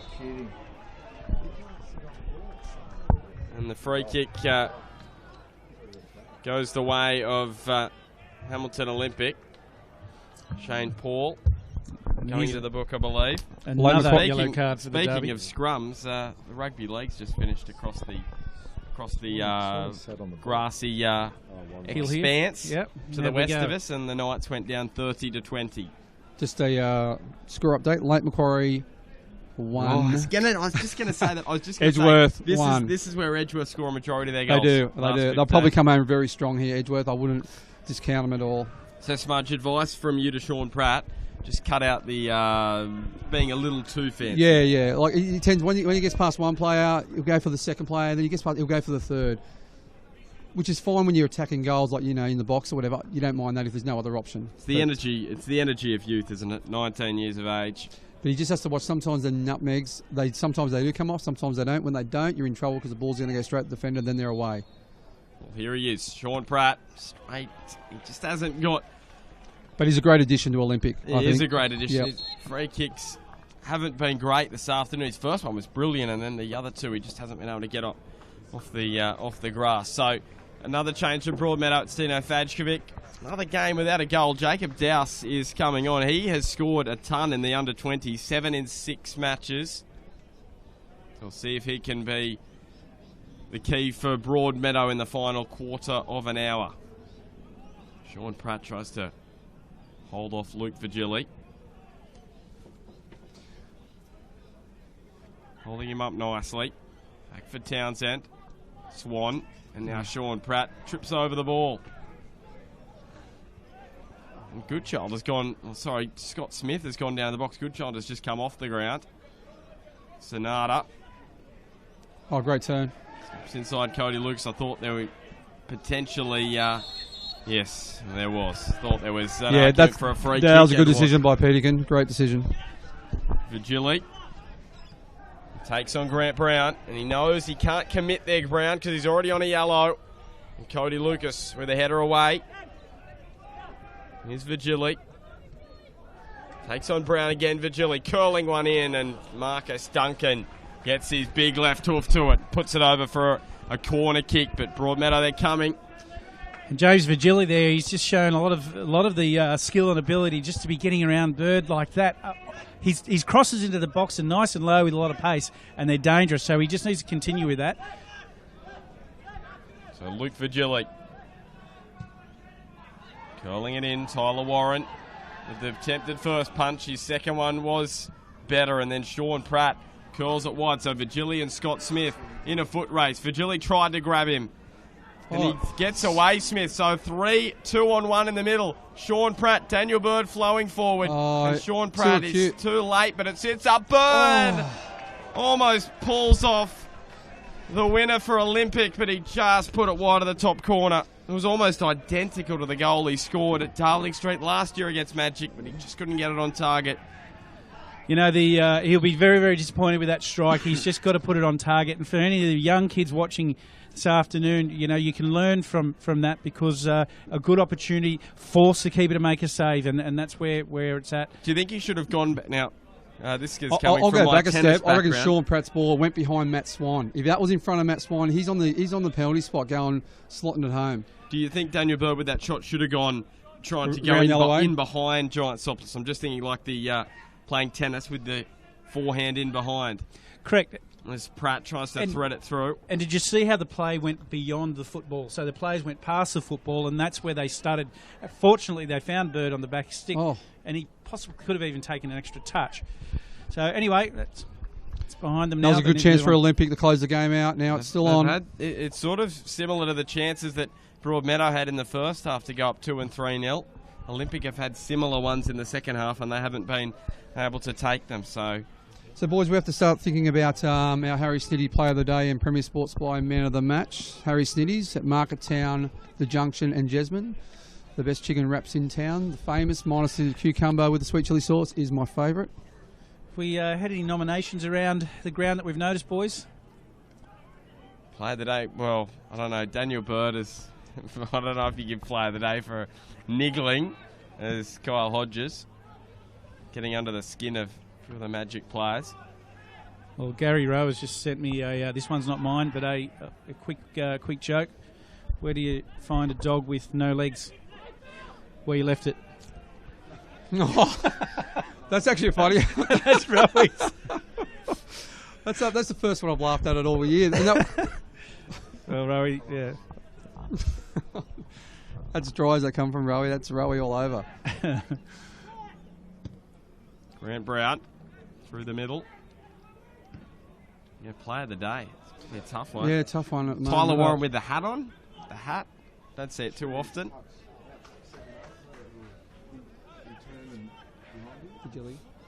Yeah. Yeah, that's right. Yeah. Here's Oh, Josh Smith. Piddington heading down. Oh, he's offside. I was going to say, I was wondering why he was going to pull play up there. And man of the match. That's the other thing we've got to come up with. Premier Sports Supply Man of the Match. For me, obviously, Tyler Warren would have to be in the mix. He's had a very good game. He's been under a lot of pressure, more so from set plays. But he's done the job well. And the goal was a deflection, so, he couldn't do anything there. In saying that, he got a save and touched it onto the bench. So he did well to get to it. Do you know what, Smudge? I actually totally agree with you there. I think he's made this game look a bit more comfortable than what it was or what it has been so far. And he's made some really good saves and been under pressure. The goal that went in, he was going the right way, had to drop, change, and he's still got a hand on it, so that's the sort of mood that he's in. Yeah, and I'm thinking it's either Tyler Warren or you're going with Kyle Hodges. Yeah, I think Kyle Hodges, I was about to say exactly the same. Kyle Hodges he's been a standout for Olympic at the back. He's really marshalled them very well. The game's not over yet. But Louis Townsend, for me, he's already also done well in the middle of the park for Olympic. And obviously Sean Pratt, he's been very busy as well. So his 11th match for Olympic, Louis Townsend. Still those other scores, Adamstown 3-0 over Maitland. 1-1 Lake Macquarie and Edgeworth. And for Giant Sopless with a nice take. For Magic, Josh Pennington's been always solid at the back. He's been... Viewers at home, I've got two guys just coughing their heart outs right next to me. It's actually... it's killing me. Sorry, it's on the back end of it, Smudge. I'm about in the middle. Here's Swan. Here's Davies. Goes up and over Konjarski. Free kick goes Olympic's way. That'll please Olympic fans. Just takes a little bit more time out of it. If we have a look at that one again, it's probably more like a hurdle. So around the grounds, Lake Macquarie 1, Edgeworth 1. Here we go. Oh, still the same. I just thought I'd... So I don't think there was too much intention for hurt there. It was just more a case of probably looked worse than what it actually was. Sorry, Smudge. I wasn't listening to you, CT. Sorry, mate.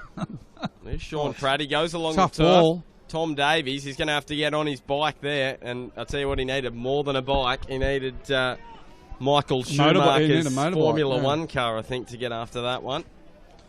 So for the last 7 or so minutes for Olympic, you'll be playing everything in Magic's half. Get the ball, get it forward to the strikers, try and keep the ball in Magic's defensive half. For Magic, they need to spread the ball nice and wide, get the ball forward into their wide blokes. Vigili, Pettit. Smith goes down to Swan. He goes with the outside of his boot to Townsend. Just prods one over the top, but straight to Giant Sopolis. Early in the game, we were talking about Olympic to be successful today have got to have better field position, more advanced in the opposition territory, have more possession on the ball, and by that, play at their pace and the pace that they train at, and get the ball to Goodchild and Smith. And I think largely they've done that better than we saw them midweek. boys, and if they are successful, that's going to be a real So just reason why. Scores around the ground: Adamstown 3, Maitland 1, Lake Macquarie 1, Edgeworth 2. There you go. It's another late show. I was going to say, if Edgeworth are going to show that they're in similar form than to what they've been the last 2 years, they'd score a couple of late ones, a few late ones to win that one, and they've done it, but we'll see if they can hold out the Roosters now. It'd be heartbreaking for Lake Macquarie late on. There's Scott Pettit now, curling one in. Here's an issue. And it's going to be a corner for Broadmeadow. Great defensive Tyler Warren header. was unsure whether to stay or go at the ball. In the end, he decided just to wait, and Andrew Swan got his head to it. Yeah, great defensive header by Andrew Swan. Just quickly, I think in the last minutes, Pettit and Virgili are going to be keys here in their attacking. It is called in straight to Tyler Warren. In their attacking actions, if these guys, we're talking about some width, Smudge, if we can get those two wide and they get the ball to them and get them running at their defence, especially on the side of Pat Brown where he's sitting on a yellow, then you're going to think that they're going to create some more opportunities. They're not done yet. Got about 7 minutes left, including extra time. 7 minutes left, including extra time. We've got about 4.5 minutes left, including extra time. Like in Oh, total. including. Sorry, Okay, gotcha. right. Yeah, gotcha. Yeah. Including extra Yeah, time. no. See, It's all right. I could You haven't brought your scarf out yet this year. When's that No. coming out? don't need it yet, mate. It's a nice sunny day. I thought it was supposed to be flooded this weekend. Here we go. So another change for Hamilton. Mick Bolch readying Pete McPherson to come onto the pitch. Probably a good idea for Mick Bowles because Pete McPherson will get on the ball, just play, settle things down. Sean Pratt's had a great game. I think he's been one of the top few players on the park for me, Sean Pratt. He's been very busy. His turnover's been a little bit high at times when he's tried to do a few of his nutties, but otherwise he's been very good. I love his energy. Wouldn't have been surprised to see McPherson on a bit earlier than what he's come on, to be honest. But maybe Bolch's reasoning is he just want him to steer it home in the last little bit. That's his ability to be able to do that. He'll plonk himself right in the middle of the action for the next sort of 6-7 minutes. Here he is, Pete McPherson getting central. So Broadmeadow. Really, since that opening 20 minutes, they haven't had too many chances since then, have they? It's been pretty even contest. Neither side has had a lot of chances. You'd probably say Hamilton more so in the last half an hour of the match. But really, not too many to write home about. Daniel Bird and Kane Goodshot with a couple of good ones, but apart from that, it's been pretty even. A midfield battle this afternoon. Olympic with a 2-1 lead at the break, and they've taken that one through now to the 87th minute. So 3 minutes of regulation time, probably a few minutes of stoppage time as well for them to hold on to the 3 points. Broadmeadow, this is critical here. This is critical for them. Broadmeadow, yes. But also in saying that, like Maitland looks like they're going to lose today. Lambton lost, so they're still within the mix as well. So if the top few teams did win this weekend, I think, and if Magic lost, it'll get very difficult. However, with Maitland losing, Lambton losing. Here's a little chip up and over the top, but well blocked. The back by Piddington. So yeah, it finished Lake Macquarie 1, Edgeworth 2 over at Lake Macquarie. So Edgeworth go to top of the table. Yeah, big result for them. And to be honest, they're going to be hard to beat for the second half of the season. Yeah, they've just entered a rich vein of form of Edgeworth. Virgili, it's cut down by Swan, and he will go into the book, Andrew Swan. So looking at the Premier Sports Player of the match, do we agree Kyle Hodges? Or who are you thinking, CT? Oh, look, Kyle for me has been good. He's been solid, but I just think that some of the saves that Tyler has made has put him just on the edge for me. He's made some critical saves at times, and it's not even just that. The way he's come out of the box with corners, set pieces that have been in dangerous positions. I've liked the way he's gone about that, Smudge. Konjarski looks for Piddington. I agree with that, but for me, that's his job as well. Yeah, but he's above and beyond normal. I think that he's been a big reason why they're still in front. You'd like to have had about 4 of these, wouldn't you? Yeah. Here's Swan. Goes back to Cody Lucas. Goes to ground after that, but he... Just on Cody Lucas, he's been a quiet achiever as well today. Oh, can't give the ball away there. It's Cody Lucas, there he is. Yeah, he's been a quiet achiever today, I thought. We haven't said his name much, but he's just done the work in the middle of the park there for Michael Bolch. And the other one that's been good, he's been a pest for Magic, is Bird, and we've been talking about him all game as well. He's really mixed it up and given the derby a bit of how you going. Bit of spice. That's it. Do you think Bird for player of the day? Could be, but we've actually had a call from Harry Okay, Schnitzels. yep. And He's Harry's actually name? liking Gary Rowe's joke. And player of the day. player of the day. So Roy Capito's been on the phone, and that's his direction. Boys, are you happy with that? I'm happy to go with that. Yeah, I'm happy to go with that. Are you going to duck over to Rowy's house and interview him live? I'll see Rowan on Tuesday. He's helped me out on Tuesday at work, so I can offload that to him on Tuesday. Well, is there a late equaliser for Broadmeadow? Pettit almost finds its way inside the back post. It's just not been Broadmeadow's afternoon. 2 penalties for Hamilton Olympic, and they still lead 2-1 as we enter stoppage time now. Oh, wow. So the animal, I'm just going to have to do it quickly. Animals just sent me a joke, my brother. Bill Gates walked into an Apple store and passed wind and stunk up the place, but it was their fault for not having windows. Oh, animal. That's worse than yours, mate. All right, so... Wow. Tyler Warren goes up over the halfway line. Bart, what's your thought? I've gone for Cole Hodges. CT Tyler Warren. Oh, geez. I think Josh Pennington's been very solid for Magic. Grant I think Brown. Luke Virgili's did all right. Actually, James Virgili's worked hard. Ooh, Well, second this up. could seal it for work. Hamilton Olympic. Pete McPherson, he's got Scott Smith in the middle. He goes himself, and it's straight, and Mick Bolch is blowing up on the sideline. You need to do better there. You had Smith freeze a bird in the centre. He did. Scott Smith was unmarked. No one around him. On the live ladder at the moment, Olympic in 4th spot. Maitland out of the top 4 now with that defeat to Adamstown. The Cole Jets. Hodges. Oh, Josh Piddington now. Oh, he got one right. He studded him right in that area that... Is it too much Right in fun? the batteries. How does he talk again? I'll be right in a minute.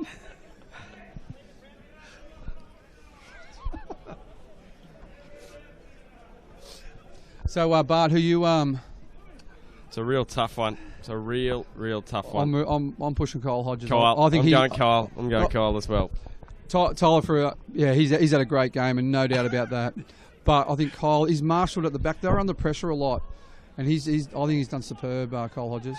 Yeah, I think he's been terrific as well. There's no doubt he's had a great game. But just for the record, Tyler, my vote was with you. Yeah, Tyler's been great as well. So Yeah, I just think as Bird gets knocked to ground by Sonata.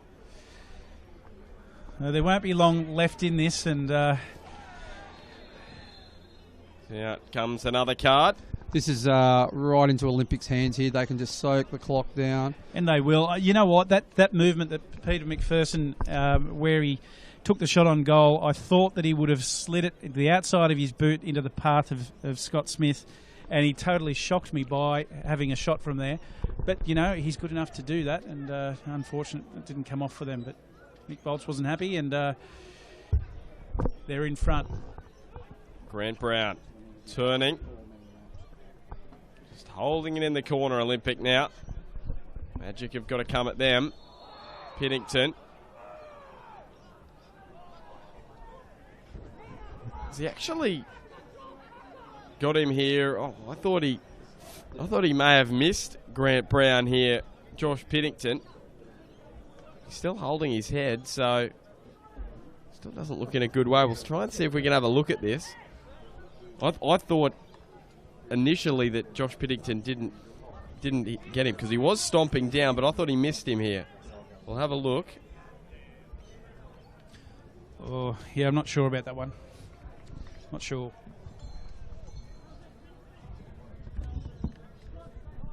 Here it is. No, I think he just clipped him with the other boot there over the top. Yeah, I agree.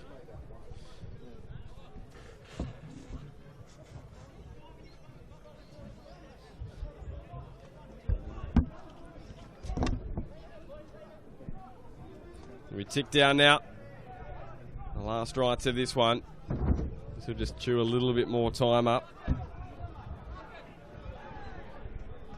looks like it's going to be another loss for Broadmeadow Magic.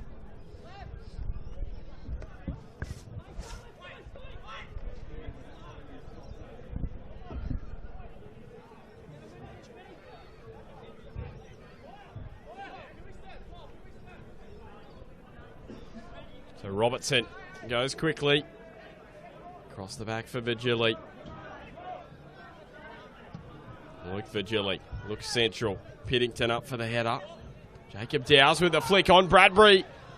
Almost a late equaliser for Broadmeadow, but it's Tyler Warren there again for Hamilton Olympic. Sonata goes up the line. Dowes. He couldn't get his head to it, and Kyle Hodges, he's been brilliant this afternoon. Clearing it up the ground. It's only a minute max left in it now.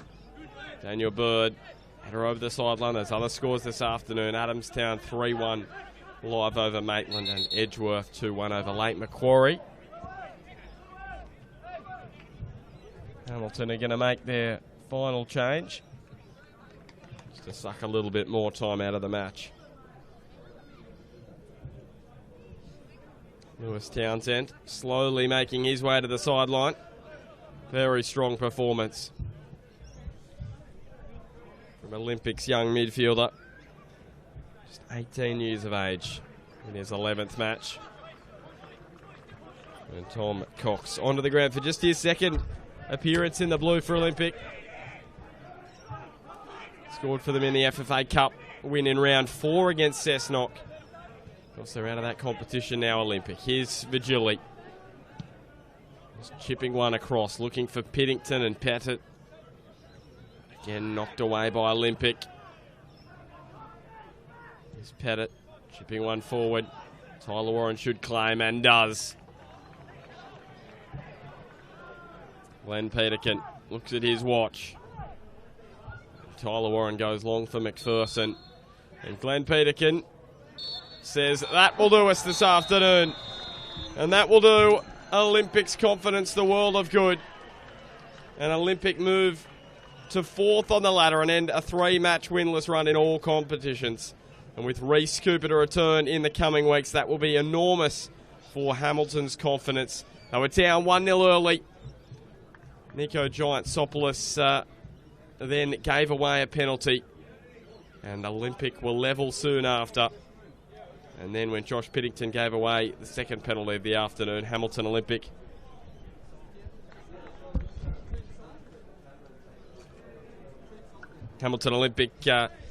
were ahead 2-1. So for Broadmeadow Magic, their finals ambitions, they've gone a mountain to climb now. They sit on 12 points at the midway mark of the season and are down in 7th place on the ladder. So they'll need to turn that around. Just one win in their last 7.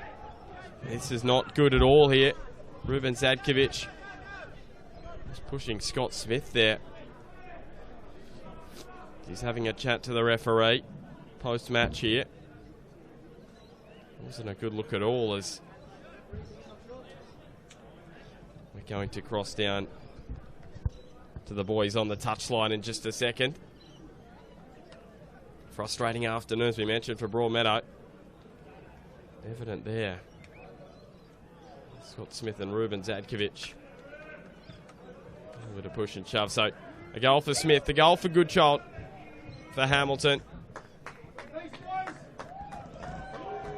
And Broadmeadow Magic fans giving it to Hamilton Olympic as they head down into the tunnel.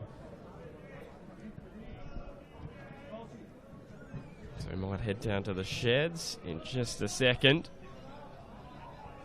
We'll just go through those other scores and the ladder as it stands at the moment. So full time in the other matches this afternoon. Edgeworth 2, Lake Macquarie 1. The goal scorers in that match, Aidan Bryce scoring in the 91st and Kigo Moriyasu in the 82nd. After Matt Tui opened the scoring in the first half for Lake Macquarie. It's another late finish going against Lakes there. They had the the lead against Hamilton Olympic last weekend and the week before against the Jets, and gave away goals late to give up the 3 points here. Scott Smith, Kane Goodchild, Takumi Sanada, the goal credited to at the moment. His free kick knocked in to the post by Tyler Warren, and then knocked in. We are ready to go. Adamstown 3-1 over Maitland. We're going to head down now to the boys there in the Hamilton Olympic sheds.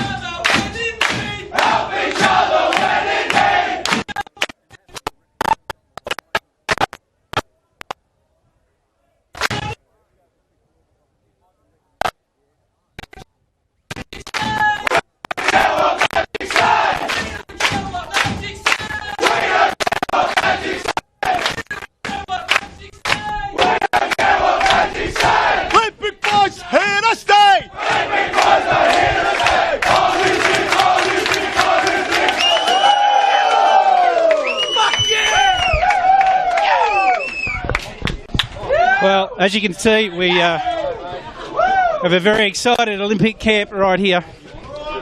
We're just going to see if we can get Kyle Hodges to come and join us. Hodgie, watch the lead. Yeah, as you can see, very excited dressing room there in there for Hamilton Olympic, and we've just got Kyle Hodges about to join us, which is our Premier Sports Supplies Man of the Match. He'll be out in just a moment. There's a lot of people in a small space in there, and they've been soaking it up there, absolutely loving it. Been a little while for Olympic, and this win will just be a massive boost for their confidence and their run towards the semi-finals. And now we have Kyle Hodges with us. Congratulations, mate. Yeah, cheers, thank you. Listen, I'll just be up front. I picked Tyler Warren as my man of the match. Damien and Ben picked you, but like all jokes aside... I agree. Tyler had a great game. He saved us about 3 times, so definitely Tyler Warren. No, look, you deserve this award for sure, and we're very grateful of Premier Sports Supplies.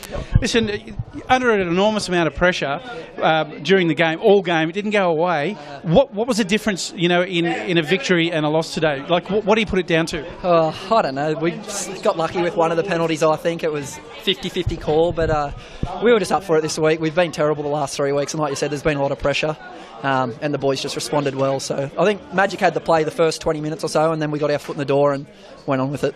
Yeah, you personally, now, you've been in really good form. You've had an injury and then you've come back again. You're a key for Olympic. How are you feeling like you run to the semi-finals? Like you're feeling like you're just the team's getting on a roll now? Yeah, we're definitely building. Like the last couple of weeks, everyone's been saying what's going on with us and stuff, and I just said we'll be there at the end of the season. I know we will.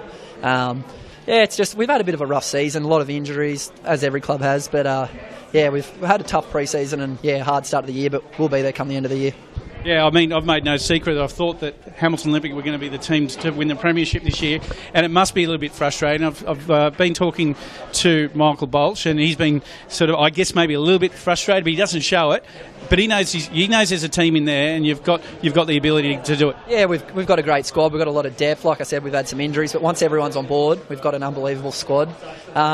It is hard because we haven't lost a lot of games in the last couple of years. We've been pretty consistent so to lose 2 pretty early in the season, it's been tough, but I think I think we needed it to wake us up a bit. So look, and finally, as a captain, local derby, what does a victory mean here for you guys? Yeah, you heard how loud the song was in there. It's unbelievable. It means a lot to the club and the community, and yeah, we always lift that extra gear for the derby. So stoked. Oh, Kyle Hodges, you're our Premier Sports Supplies Man of the Match. Congratulations. Thank you very much. Thanks, mate. Yeah, I think you had a great game, mate, and a true leader at the back. I do agree the goalkeeper had a good game, but it comes from you as well at the back, mate. So well done. Well done, mate. Cheers, guys. Cheers, mate. Thank you. Just hand you over to Smudge. Smudge. So the victorious coach, Darren... Oh, no, so not Darren Sills. Michael Bowles from Hamilton Olympic. Congratulations, mate. Great win today. Yeah, look, I thought the boys showed a lot of determination, mate. Come back from 1-0 down. I think that's the last 5 games we've gone behind.